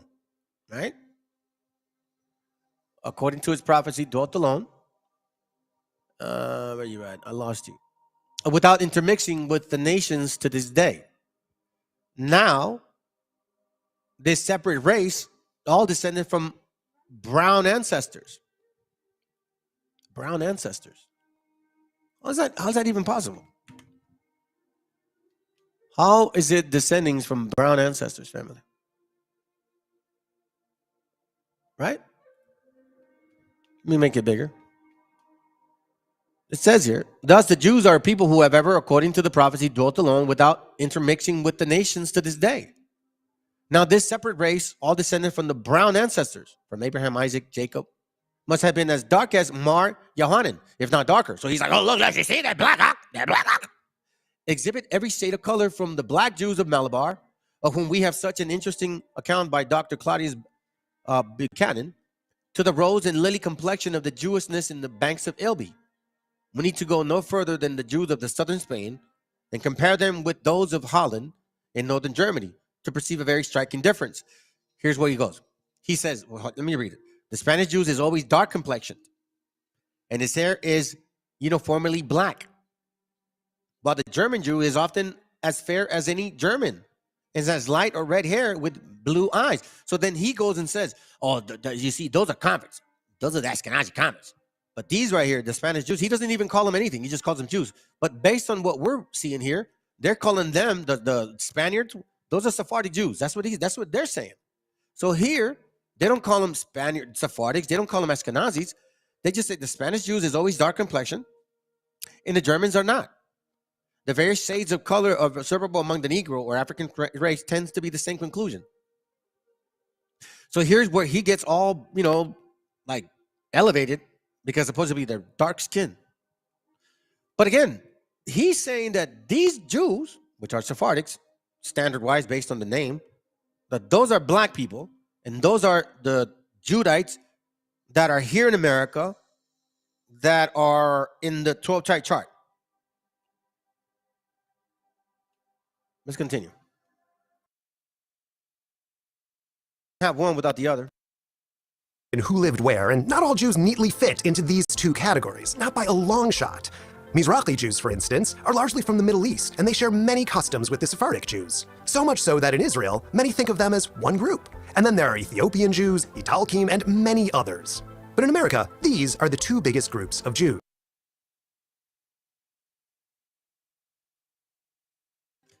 So why are some people only embracing these guys here, whether in name or not in name? Some say, oh, they're white like us. Some say, no, they're black like them. But the Ashkenazis or the Khazar, no, those are not the people. But see, they see themselves as one. Talkim and many others. But in America, these are the two biggest groups of Jews. And living in these separate areas created many differences beyond just the shade of the color of their skin. Number one, the food. Bagels, matzo ball soup, gefilte fish, kugel, all Ashkenazi. They come from countries where Ashkenazi Jews used to live, and they're still served in those countries under different names. Think cold weather Eastern European fare. Adafina, shakshuka, mufleta, all Sephardic. Coming from warmer countries, they're often more colorful and might actually be spicy. In other words, both groups have taken on and adapted dishes from the countries where they lived. There are foods that both groups eat, such as variations of challah and cholent, but even those can look quite different. And importantly, both groups have a long tradition of keeping kosher, the Jewish dietary rules. But even within that, there are notable differences. On the holiday of Passover, for instance, while neither eat bread, Ashkenazi Jews also don't traditionally eat kitniot, which includes all of these. It makes for very different dishes at the Seder. So, without going too far into it, I think you guys get the picture. Stephen Miller here.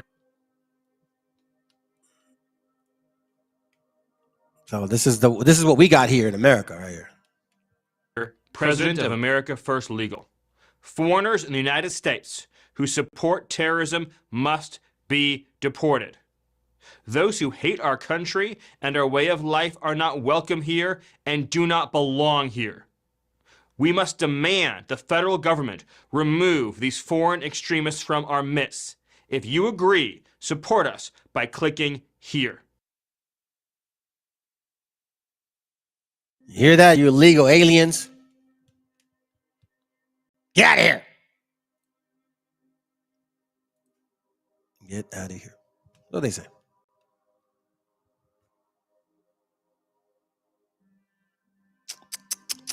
Let me continue here real quick.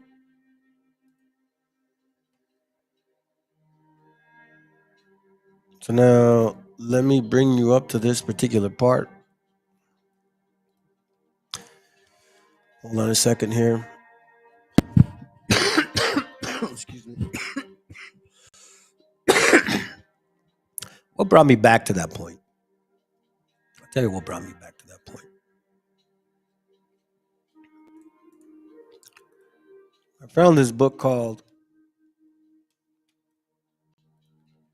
The Jesuit Order as a Synagogue of the Jews. The Jesuit Order of the Synagogue of the Jews. Now, I was doing a kind of going through my notes regarding the Zumarraga. Remember, the guy that took everything away from us and gave us the dumb Christianity, right? A lot of the Jesuits who helped him were Jews. A lot of them. A lot of the Jesuits, like the Black Padres in South America, were Jews. And Moors, too. A lot of them were of both, so-called. Or I don't know why you guys want to separate them. They're one and the same. Jesuits of Jewish ancestry, the purity of blood, laws, and the early society of Jesus.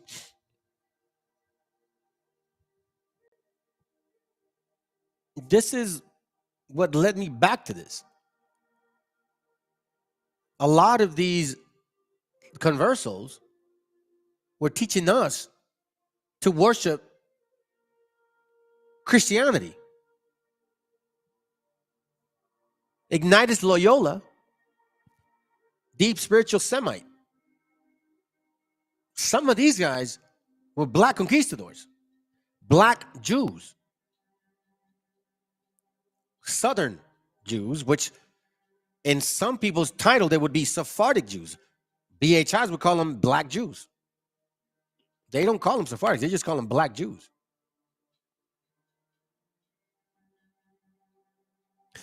I find myself once more again looking at this. I'm like, bro, what's going on here? Let me look. Even the first page. As you can see, I'm just kind of scrolling through. In an email reacting to my lecture on the Jesuits of Jewish origins at the Jesuit Ricci Institute in Macau in November 2007, a Jesuit told me briefly the story of his Jewish lineage.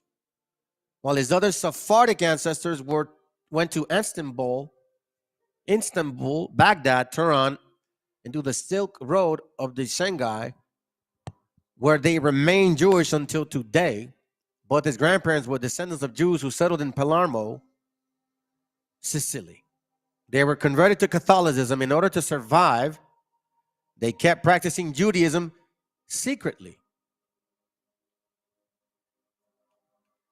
So these Sephardic Jews who were conversos teaching us Christianity shit. And that name's not the only time it shows up. Look, I'll show you right now. Shit, man. Since we're on the topic.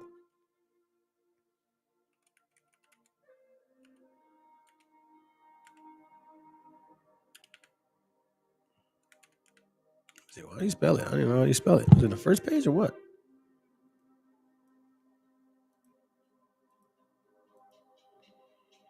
Okay. I don't see the name. All right, it goes right there. Sephardic family.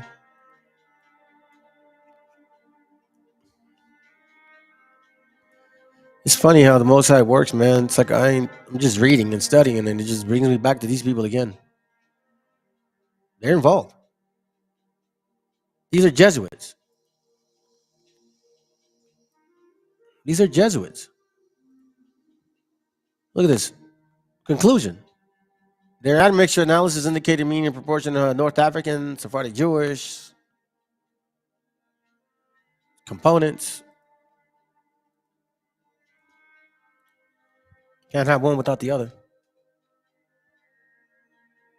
Let me show you this book here.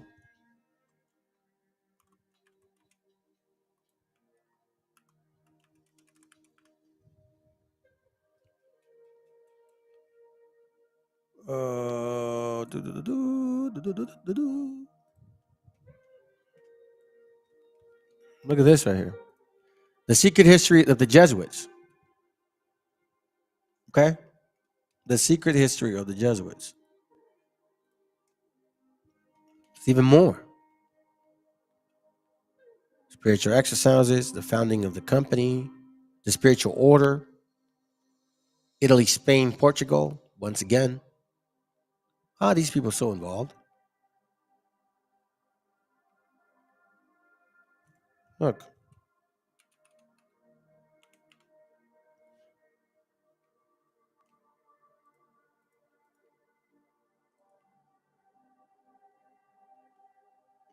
See? They're in here.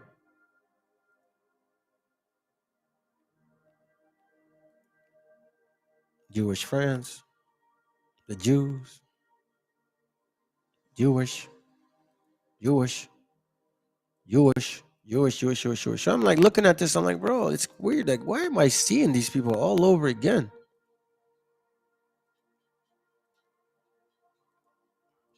Can't have one without the other.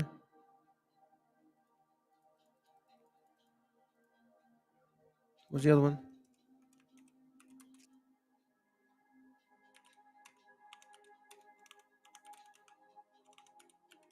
No?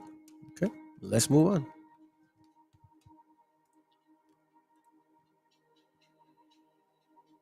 Check this out. Remember this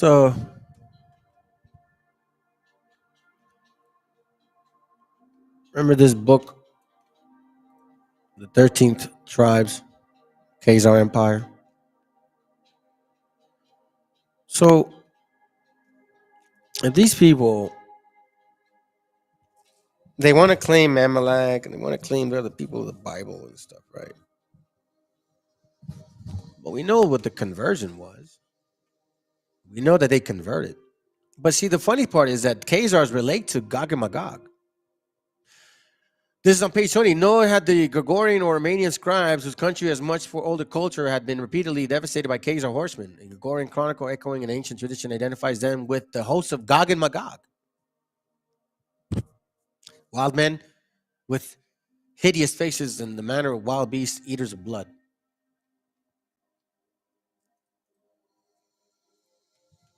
This is on page 20, the same thing. Page 72. It also shows a sidelight in the frequent description of the Khazars as the people of Gog and Magog. So, but they're saying that they're not Gog and Magog. Now, the Ashkenaz are in the Bible. And that's them. So they claim to be certain people, but they can't prove it. You know this book, The Hidden History of Incredibly Evil Khazarian Mafia. I'm just kind of showing you these things. You guys know about these books.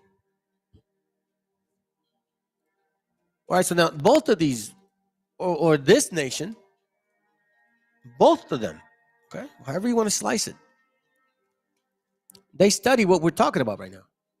Isaac ben Solomon, again, Solomon, he is born in 1534, right? Was the eponymous founder of the Lunaric school of Kabbalah, Jewish esoteric mysticism.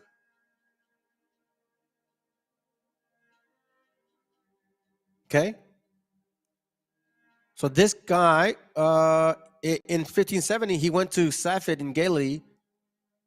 I'm sorry, hold on a second, let me go up. Louis' youth was spent in Egypt, where he became versed in rabbinic studies, engaged in commerce, and eventually concentrated on the study of Zohar. Kabbalah, Zohar, Talmud. And what is he? Lunari's father was an Ashkenazi, okay? An Ashkenazi, while his mother was a Sephardi. Iberian, North African Jewish family. And they both study the Talmud, the Zohar, the Mishnah, the Sefirat, the Kabbalah. They both do. You saying that you study that too? Because these Jews in Europe, black or white, however you want to slice them. They studied this because they knew who Maimonides was. Remember earlier we read Maimonides? Remember Maimonides? Remember this book?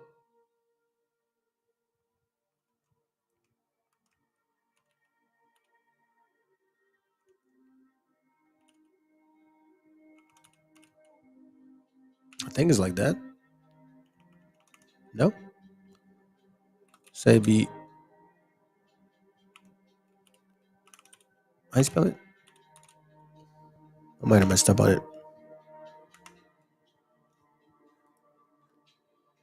Sabiism. Sabiism. I think it was here. What? Hold on a second. Let me see. Maybe. Let me find it real quick. Maimonides. See? Maimonides right here. I'll show you. Who is this guy? Maimonides. Right there. So Maimonides, commonly known as Maimonides, and referred by the Hebrew acronym as Rabban, was a Sephardic rabbi and philosopher who became one of the most prolific influencers of Torah, scholar, Middle Age. No, that's not true. Astronomer, physician. He studied the Talmud. The Talmud Maimonides. Matter of fact, what's his name? Ben Shapiro quotes this guy often. Son of Rabbi Maimon the Spaniard. This is what they study. They study Kabbalah, Sifrat, the Tetragrammaton, the 10, the 7, the chakra, all of that stuff. That's what they study.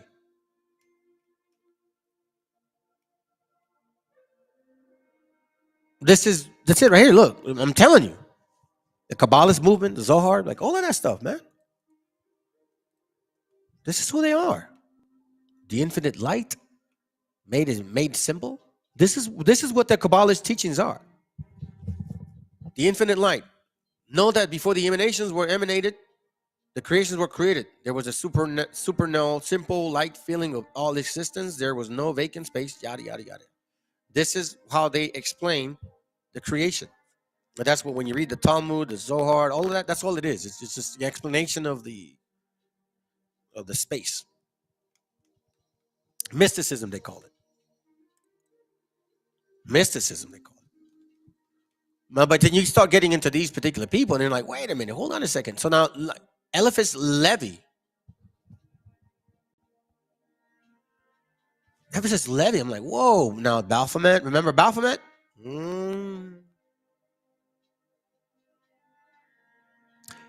Eliphas Levi is a so-called Jew, a French occultist, esoteric.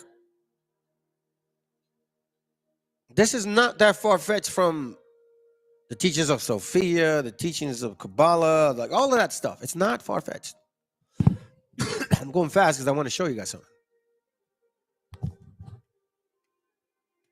And then when you read that Syphilis Levi, then I'm like, wait a minute, that sounds too much like Sabbatai Sevi, who he called himself the Messiah. Upon arriving in Constantinople in February 1666, Sabbatai was imprisoned in order of the Grand Revisor. He was a Sephardic as well. Ashkenazi Sephardic, there's no difference. I know you guys want to make a difference. There isn't. There isn't a difference. Now we know that even if they claim to be Jews, right? Revelation 2:9 says it clearly that they're not. And we also know that from this book here that we studied, we know that they really couldn't prove that they were. Here it goes right here, page 141. Let's get to it. I showed you guys this. Written in 1739, okay? So you can see it, 1739, okay? Long time ago. It says, so he goes and explores who these people are, and he finds out that this is what he found out. The answer I have then to make you in a few words about this affair is that these Jews, northern and southern, have furnished me with nothing. Black or white, have furnished me with nothing. Ashkenazis or Sephardics have furnished me with nothing that one can draw any use from. And indeed, what could they say to Christians that the Christians do not already know? As well as they. Have they any secret source or any immediate revelation? Who are those people that pretend to teach each other? On the contrary, they are a poor sort of creature, so filled with false notions, so conceited of their monstrous ideas, that would never advise young people to have any commerce with them, for the fear of receiving from them some ridiculous prejudice. 1739. 1739. That should say a lot. This too also. You see, that's why I say, like, sometimes I like to be right, and sometimes I don't. Sometimes I don't like to be right. But today, I'm happy that I am. Let me show you something real quick. This is from the Lost Tribes of Myth. Okay? This is a Jew, so-called, writes this for you guys to understand. Maybe you're simple, maybe you're not. I don't know. If the shoe fits, wear. Page 282, it says, Herodotus, remember what the other book said in 1739. They can't prove who they are, okay? Herodotus is supported by the contemporary Obadiah, who declares that the exiles from Halah in Habar shall possess the lands of the Canaanites, coast peoples, as far as Zarephath. And the exiles of Jerusalem who are in Sepharad shall possess the cities of the Southland. Right? Remember that. Okay. Now, in Sargonite times, the Sepharda are part of the Medo-Cimmerian invasion in the southwestern Media. In the time of Darius Hestapades, 200 years later, which is around 530, something like that, I think, they appear in Western Asia Minor, in southern Bithynia, and in the adjacent river lands. This includes the Parthenian river regions, whence it appears that the previously cited Gomer migration that overran the Hittite Cappadocia seems to have had the Sepharda as its advance guard, and to have pushed them thus to the west of Cappadocia. Here's the point. But how far? How far west? For Judaism, for more than 2,000 years, has been using Sephardim as a name for Jews farther west. And they have mistakenly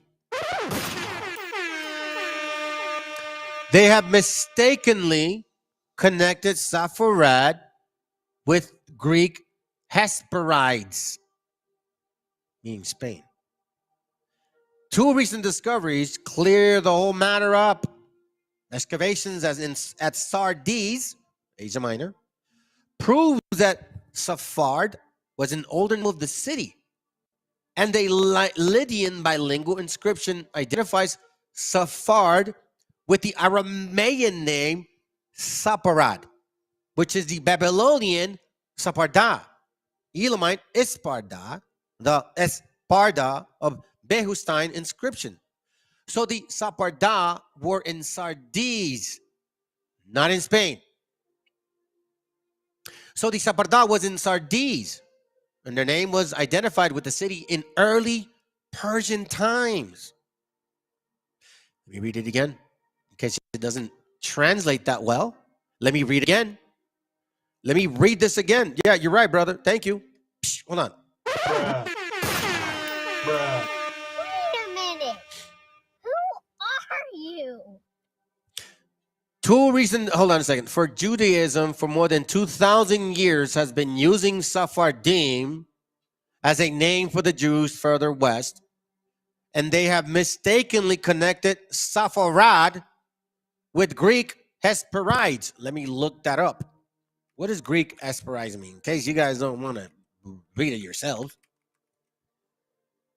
Hesperides. Is it this?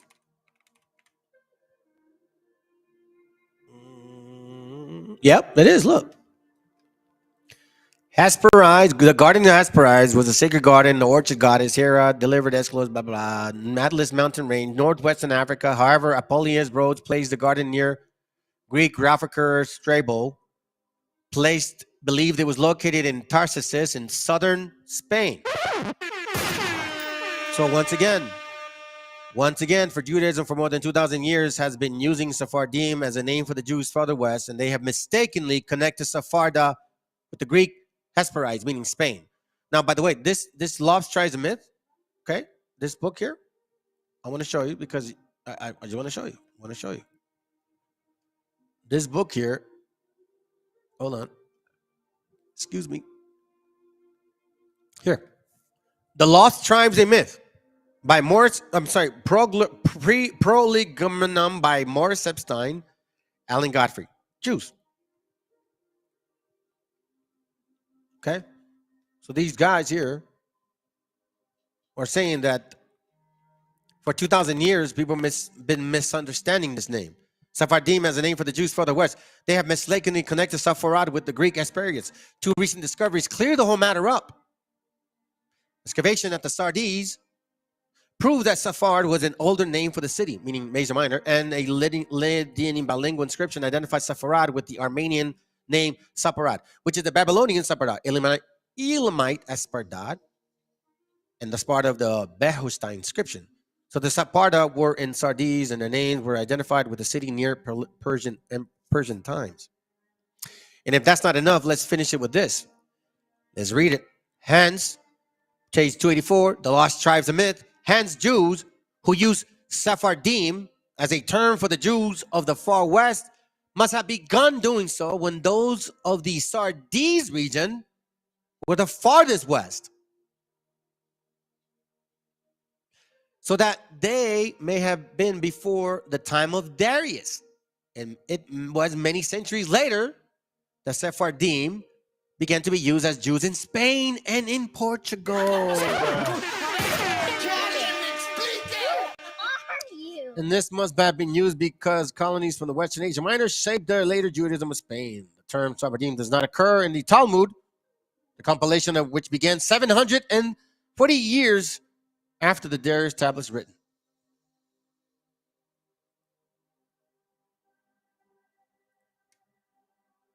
They're even here in the 7 myths.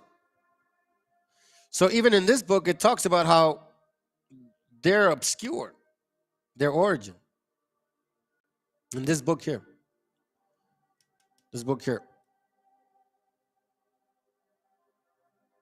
that their origin is obscure. Obscure origin of Sephardim. I'm not saying it, they're saying it.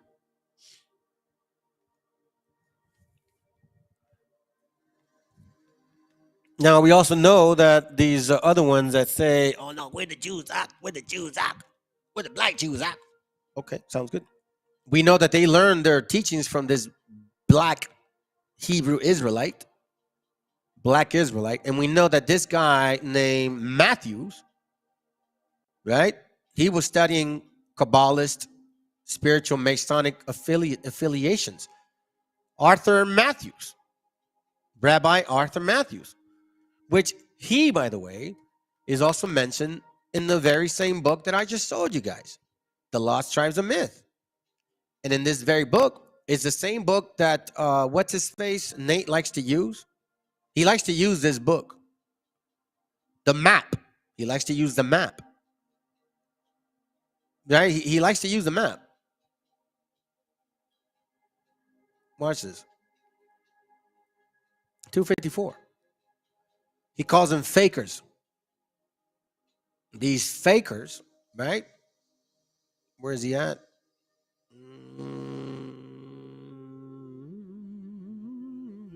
There he goes, right in the bottom. Rabbi Joshua Ford of the Second Orthodox Congregation, the Beth Abraham, was born in Barbados, West Indies. This congregation was about 30 members. Bishop Matthews claims that his ancestors were Negro Jews. Really? Bishop Matthews? This guy here, the same one that's worshiping the devil? This guy right here? Matthews asked for a witness that he had made himself invisible with a wave of his hand. Black Judaism successfully hid both its origins. Its secret knowledge drawn from Freemasonry, Jewish Kabbalah, and African American conjuring. See this? And this is here. See, look. Matthews. Wentworth Matthews, right? We just saw that. We just saw that right now. See?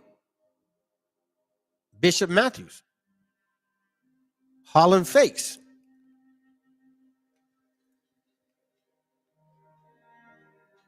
One, two, three, four, 7. Okay. They got the star. We see the star. Borrowed from popular esoteric sources. Freemasonry, spiritualism, black nationalism, Orientalism. What else did they do? They also drew these things here. Kabbalah science, the hidden theology of black Judaism. 6 and 7 books of Moses. Emmanuel magic that claims to divulge the Kabbalah secrets. Hebraic sacred texts, diagrams, incantations.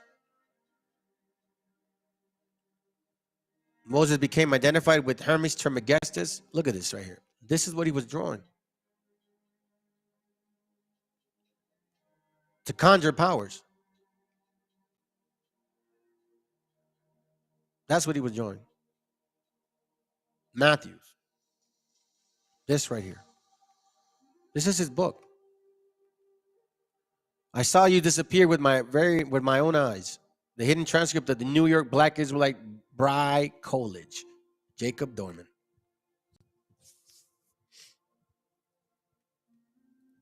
I want me to tell you, man. Where's Sardis? Since we're on the topic. Sardis is red ones, right? Asia Minor, capital of Lydia. Where's this at? Sardis, right? Now, this is another book. This is real quick. It's called The Religions in Society. Check this out. Interpretive essays on the conquest and presence. The origins of Spanish Jews, the Sephardims, is obscure. That's the book I was telling you. Whether black or white. They certainly predate both Aryan Christian Visigoths and Muslims, supposedly. Sardis.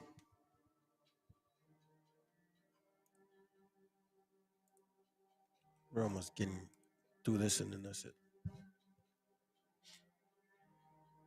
Thought I'd show you this page. The Mysteries of Magic. Eliphaz Levi. Once again. They deal too much with this demon stuff, man. You know what I'm saying? The Star, the Zohar, the Talmud, they deal too much with that. Too much for me. Too much for me. And then if you want to say that these are my hinted, then maybe we're not. You know what I mean? Shit, I've been called a white guy and an African now. I guess that's what it is. Let me embrace my shit then, I guess, huh? Because, look, all I'm doing is reading. And then I keep running into the same people all over again. Who are these people that come from afar and teach us something that we're not supposed to be taught? 2 Kings 17:31, and the Advites made Nimbaz, Tartak, and the Servivites burnt their children in the fire of Adremelech, and Amalek, the god of Sepharvaim. Who are these guys? Let's look at this real quick. It placed in Assyria.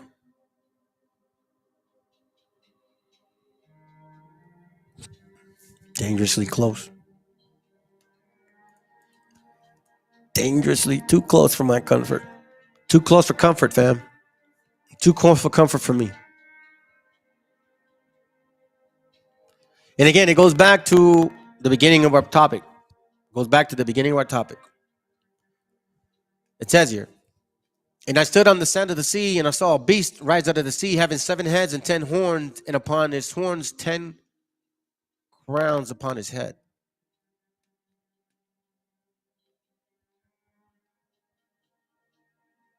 Ten Sephirat.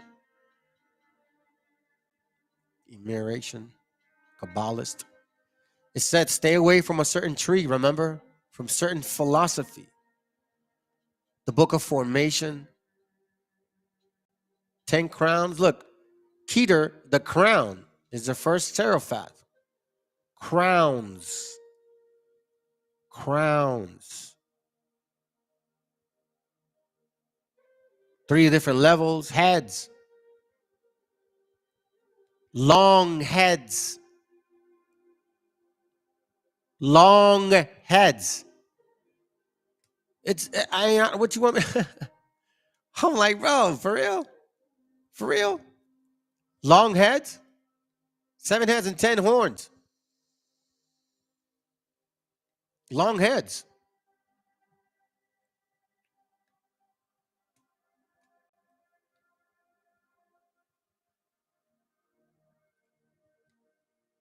The head of nothingness.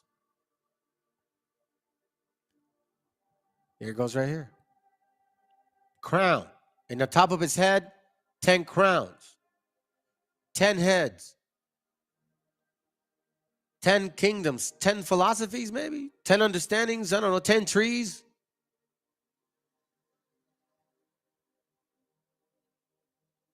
This is, to me, this is way too close.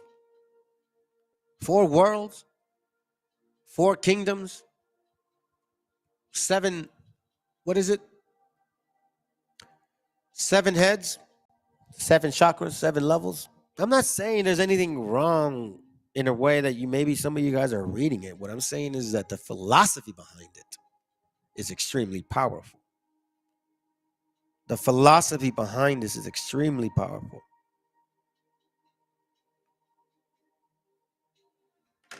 And extremely dangerous. And if you ask me, I'm not interested. Not one bit. So when you read, let's go to this again and let's kind of like just tackle it since we're on it. And I'll just go ahead and finish it. You know what I mean? Because I never really did. So when you go here and you read this and you say that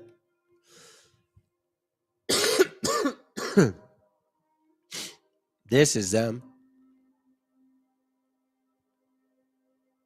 region of Assyria. It's literally telling you right here where this place is at. But you guys want to put it somewhere else? Some say these guys are white. Some say these guys are black. Both say there are people. Again, some say they're white. Some say they're black. Both say there are people. I say no. But what do I know, right? I say no because it's too close for comfort. Tetragrammaton.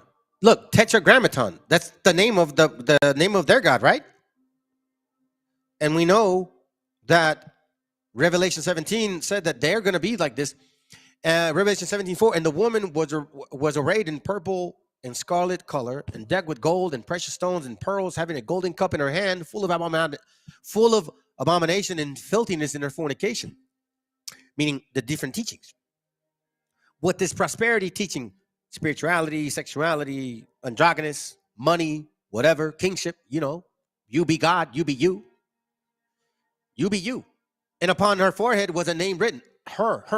What was that song? Remember she said, didn't he pray for her? The 2 peaks, the 2 mountains, the harlot, the horn, the mystery Babylon the Great, the mother of harlots, the abomination of the earth.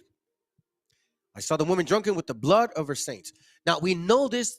We're starting to see this. This woman is not necessarily just a land. It's a metaphorical, a parabolic way of saying a spiritual, powerful, effeminate demon is behind all this. Look at this. This Sephiroth is connected to tarot cards. Look at Elaph. That's the first word they use in their Yiddish language. Fertilization. Freedom. You see this? Meaning, what is first? Too close for comfort. This is the Sephiroth names. Kether. That is the crown. See this? The crown.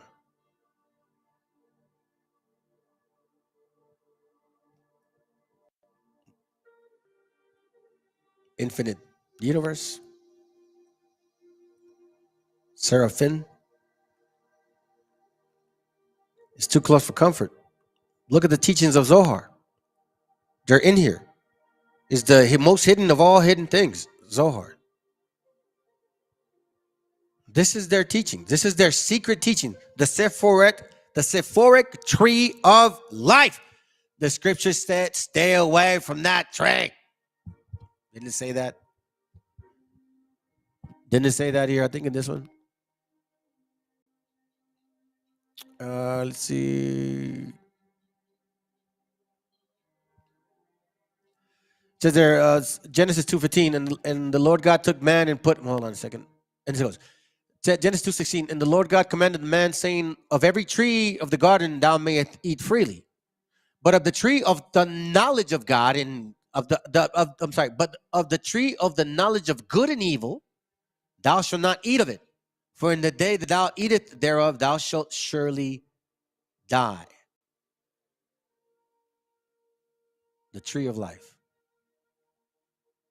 Not this tree. Stay away from this tree. Stay away from these people. And stay away from false teachers. Look, this is from the Jewish Confederate. We have Sephardic people fighting for slavery. Senators.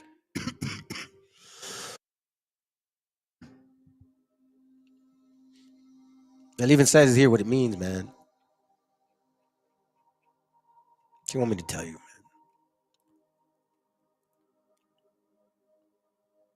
Now, I'm going to end it with this because I'm basically done. But I want to show this to y'all. I'm going to show this to you guys real quick.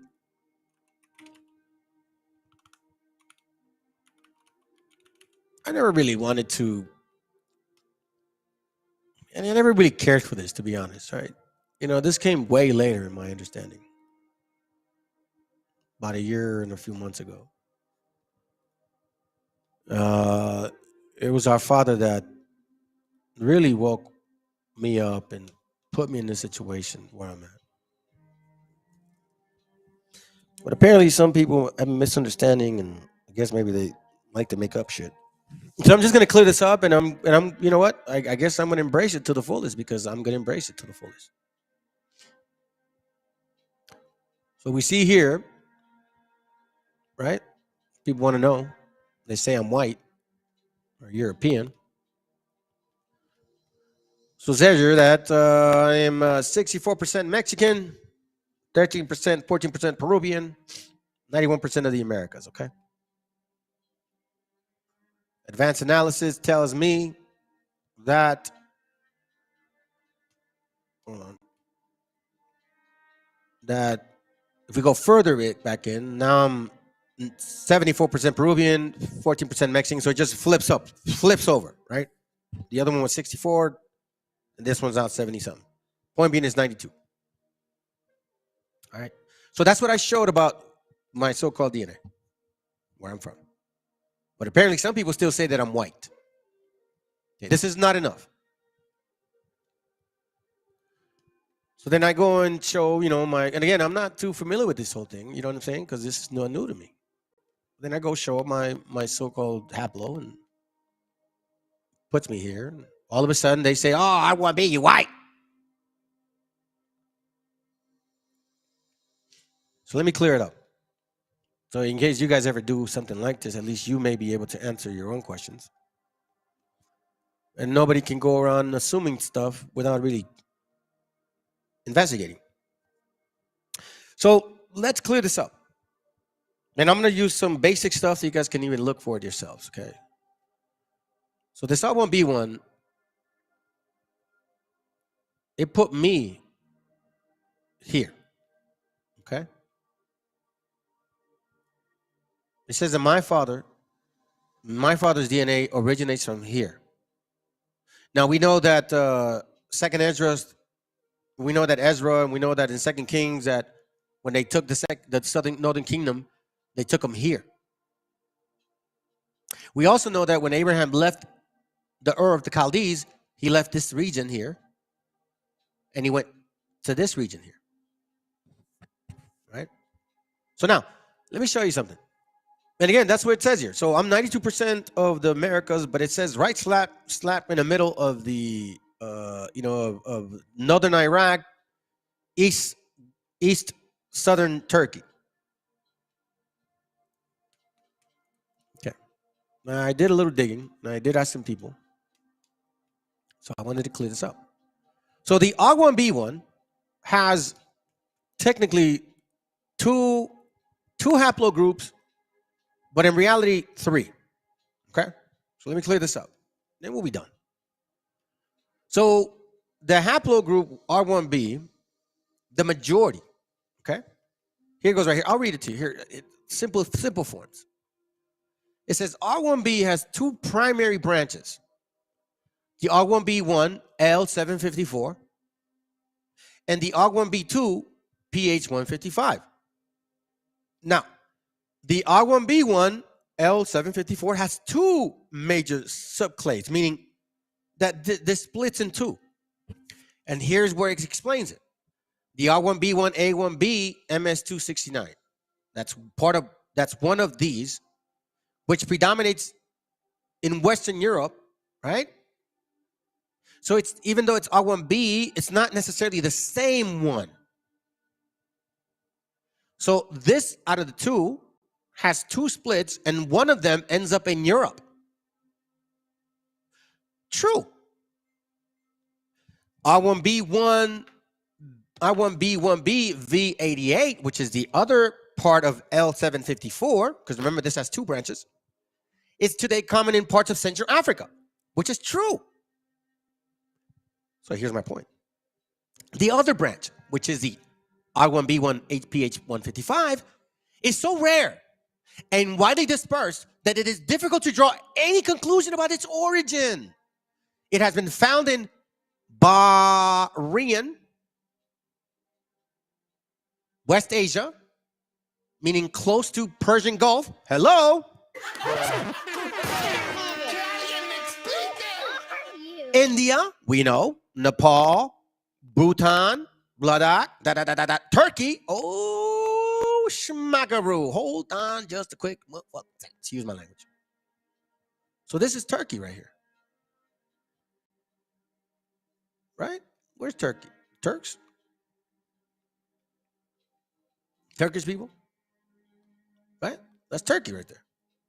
So that there's a R1B that is predominantly in the regions of Turkey.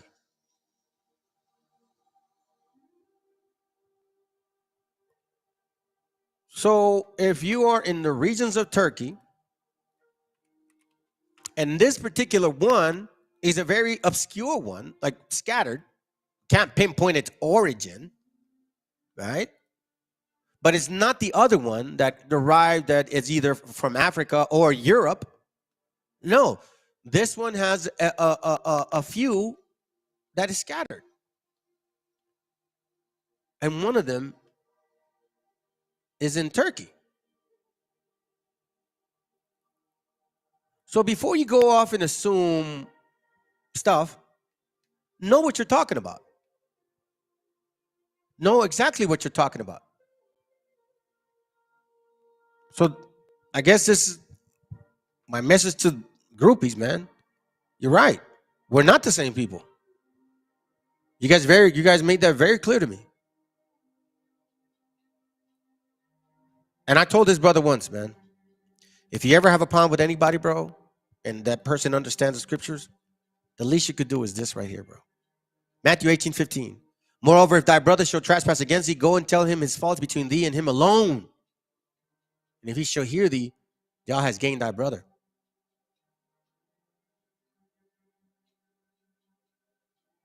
But if he will not hear, then take with thee 1 or 2 more. But you got to first talk to him. So yeah, that's my group. And yeah, some of them are from here and some of them are from here. But scattered ones are from Turkey area. And now we know that that's Turkey. Now we know. And again, know what you're talking about. Because I didn't make this up, and nor am I looking to fit in or anybody or anything, man. But I know this for a fact. That the scriptures are leading me to something. And look at this right here. You see Haran? That's where our forefather Abraham dwelt. And my DNA puts me in that path. Not in Europe, not in Africa. And my class, which shows that we migrated from the east to west, happened before I did my so-called DNA. It just confirmed it, in a way. Anyways, man, hope y'all doing well. Hope it was edifying. Again, that's pretty much it. I know it took a while to get a class going, fam, and you can see my throat is kind of killing me. Consider this your sign. But I figured it had to be done. I'll try to see what I can do more in regards to classes and all, but I'll just base it on what comes up. I'm not gonna try to rush any more classes anyways. But there is one that I want to run into. A brother, he's been sending me some information interesting on some of these camps and their history. So I'm gonna go heavy on them. I really appreciate. Thank you, bro.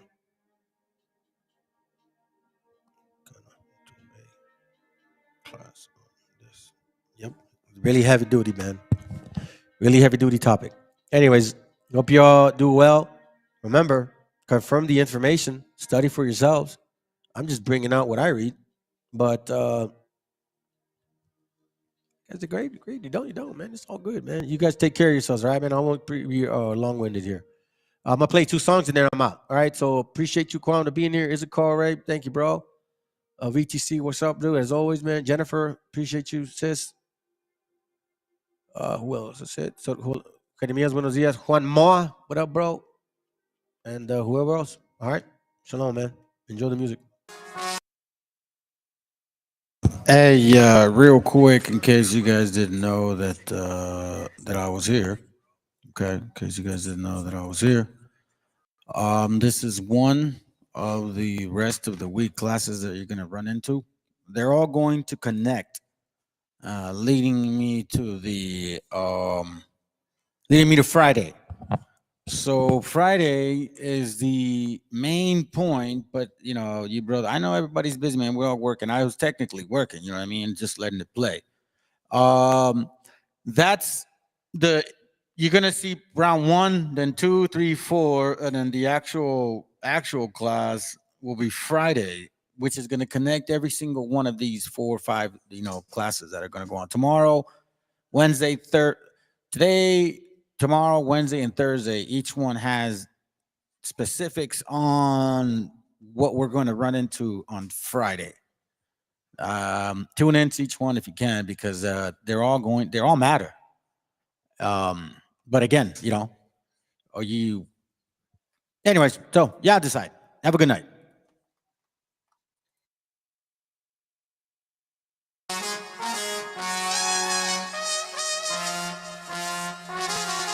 Se dar el paso frente al dolor, donde había gris empecé a vivir.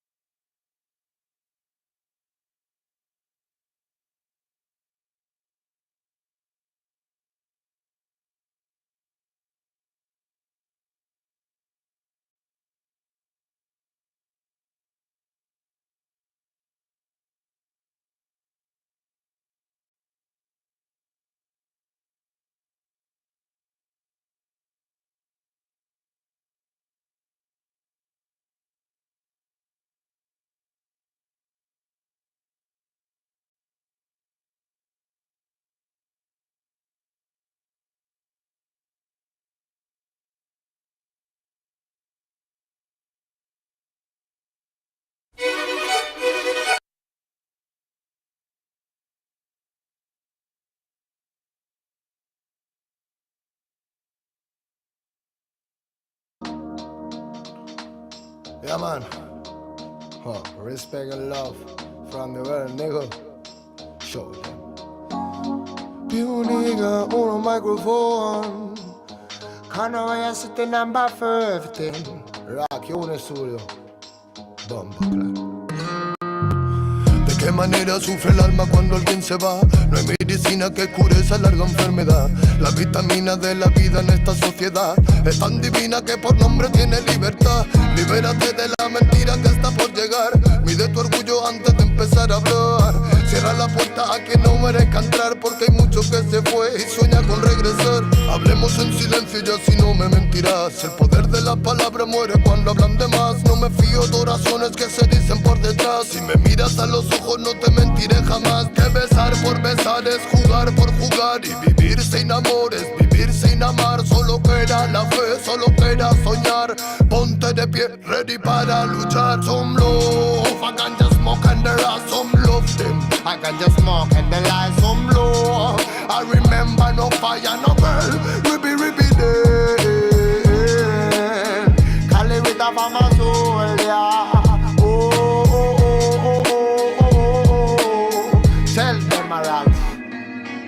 ¿De cuánto tiempo hablamos cuando hablamos de querer? Si la mitad lo malgastamos solo en comprender. ¿De qué manera es más fácil aprender? Que nacemos para ganar y morimos al perder. No puedo dejar de animarte, que cuando te caigas debes levantarte.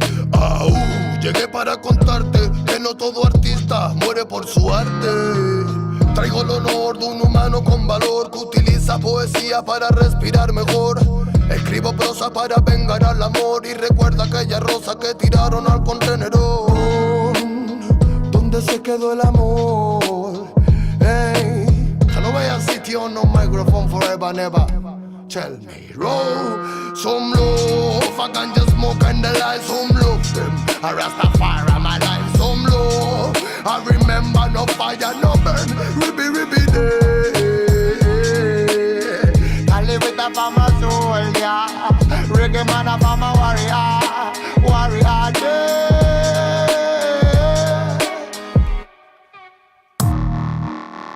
Not a really thing. Oh, yeah, man. Y se piensa que la música es un juego, lo lleva claro, hermano.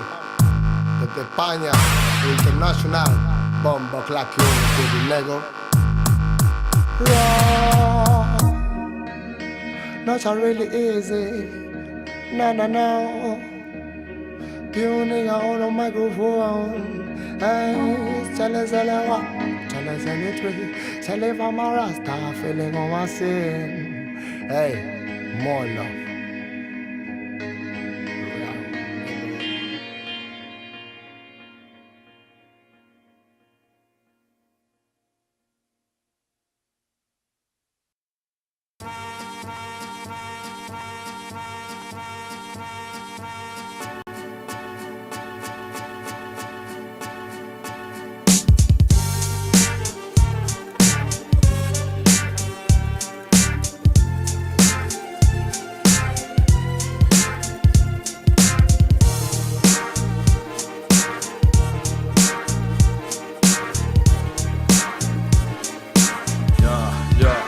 Soy del país que no se raja, papá.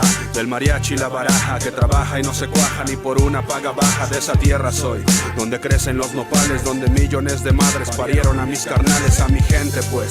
La de piel color canela, la que viste de guarache, de sombrero y de franela, la que canta, la que celebra la muerte, la que se rompe su madre con aquel que le haga frente. Soy de aquí, la tierra del maíz y del mezcal, del café no ya de barro y de la tortilla con sal, de la solidaridad, de la causa que lo merezca, donde un taquito hermano no falta quien te lo ofrezca. De esa tierra, la del trueque y la cocoa, donde por los cielos vuela glorioso mi Quetzalcóatl. Tierra santa, donde el oro no deslumbra, donde no todo se compra y la carencia no te espanta. Y es que dime cómo no quieres que ame tanto esta tierra, si aquí nacieron mis hijos y aquí me ha criado la abuela, aquí gastó mis suelas desde que soy un enano. Es mi orgullo mi paisano haber nacido mexicano, y hasta el día en que yo me muera bendita será mi tierra, es mi hogar. Feliz de ver ondear esta bandera, feliz de haber nacido donde los mariachis tocan. Salucita, momento en el que nuestros vasos chocan. México, tierra de arraigo, tradición y fe, fuego en el pecho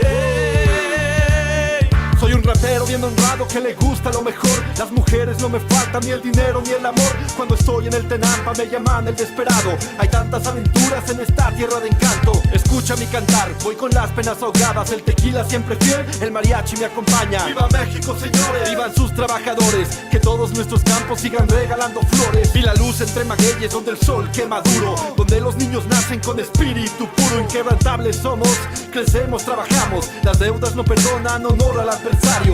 Lloran las guitarras, apuntan las trompetas. Fusilamos la mentira y de paso la tristeza. Festejamos a los muertos, estamos medio vivos. En las peores situaciones nos mantenemos unidos. Somos los sobrevivientes, los hijos de la injusticia, los que brincan la frontera arriesgándose la vida. Y no estamos huyendo, no es cuestión de cobardía. Este sistema nos obliga porque faltan garantías. ¿Qué puedo hacer? Nada más que sentir orgullo por haber nacido aquí. México es número uno, hijo del pueblo como José Alfredo me conocen. Por todo el mundo encontrarás a la raza de bronce. México, tierra de arraigo, tradición y fe. Fuego en el pecho que me llama a ser aquel guerrero en que renaceré. México está en la sangre y en el alma ser. Pueblo bendito al que me entregaré, savia pura de maguey.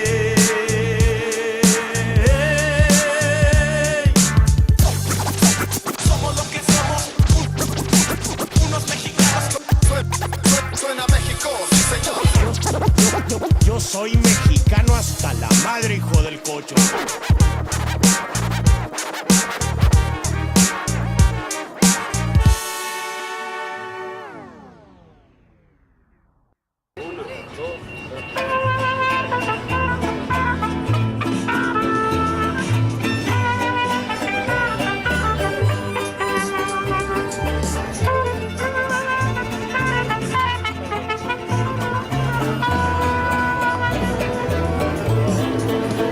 Soy del país que no se raja, papá.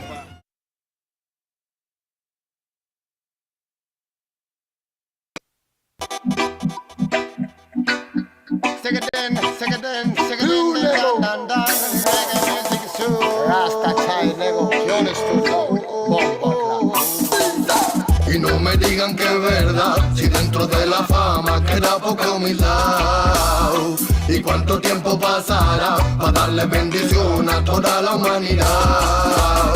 Y no me digan que es verdad, si dentro de la fama queda poca humildad. ¿Y cuánto tiempo pasará para darle bendición a toda la humanidad? Vivo entre personas que no saben apreciar el corazón, pues el mundo se volvió superficial. Todos tienen 10.000 caras, ya no sé ni a cuál mirar. Si sé que los labios de todas me pueden engañar, y aún aprendo a ir a mi ritmo y a los demás respetar. Pero nunca iré de listo, la vida aún me ha de enseñar. Aprendizaje constante, jamás deja de soñar. Saber mirar hacia adelante y en las demás no pensar. Pero darte pena ni que me digas qué tal, pues mirándome a los ojos lo podrás averiguar. Ya tan solo siento pena por el que le gusta actuar sin pensar en las consecuencias que le pueden causar. Y no me digan que es verdad, si dentro de la fama queda poca humildad. ¿Y cuánto tiempo pasará para darle bendición a toda la humanidad? Y no me digan que es verdad, si dentro de la fama queda poca humildad. ¿Y cuánto tiempo pasará para darle bendición a toda la humanidad? Que se cuentan aquellos que dañan al corazón, solo quieren tu dinero y sentarse en el sillón. Y son tan malos como Don, mienten en cada canción, viven bien en Babilón. Solo pido que acabe su veneno, que no sean tan malos, que sean todo más buenos. En mi mensaje nada le pone freno, me quemo, si te veo llorar yo me muero, manego. Lord, it's a reggae music, fire not a road. Some Lord, Rasta Chai Connection, estudio guión. Some Lord, it's a reggae music, fire not a road. Some love of a mind, Rasta Chai Connection, estudio guión. Tengan cuidado, cara suena bien pegado. Cuando llega aquí a un estudio, anda reggae trabajado. malas en la vida han pasado, pero solo con las buenas mis hermanos siempre se han quedado. Y no me digan que es verdad, si dentro de la fama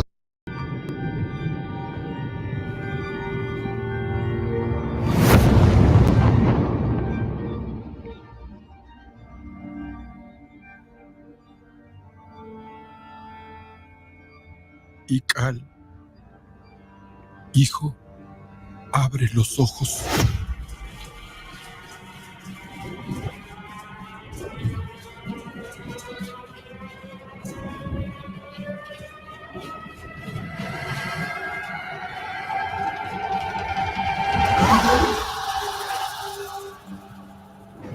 Tu cuerpo se queda con nosotros, pero tu espíritu debe seguir.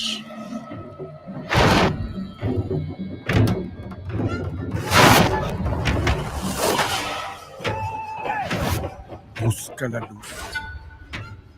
Aléjate de las sombras.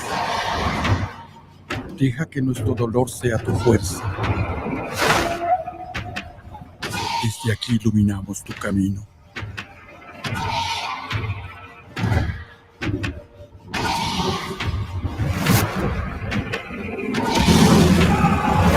Lucha como nosotros ante esta pena tan grande. Yo soy tú. Tú eres yo.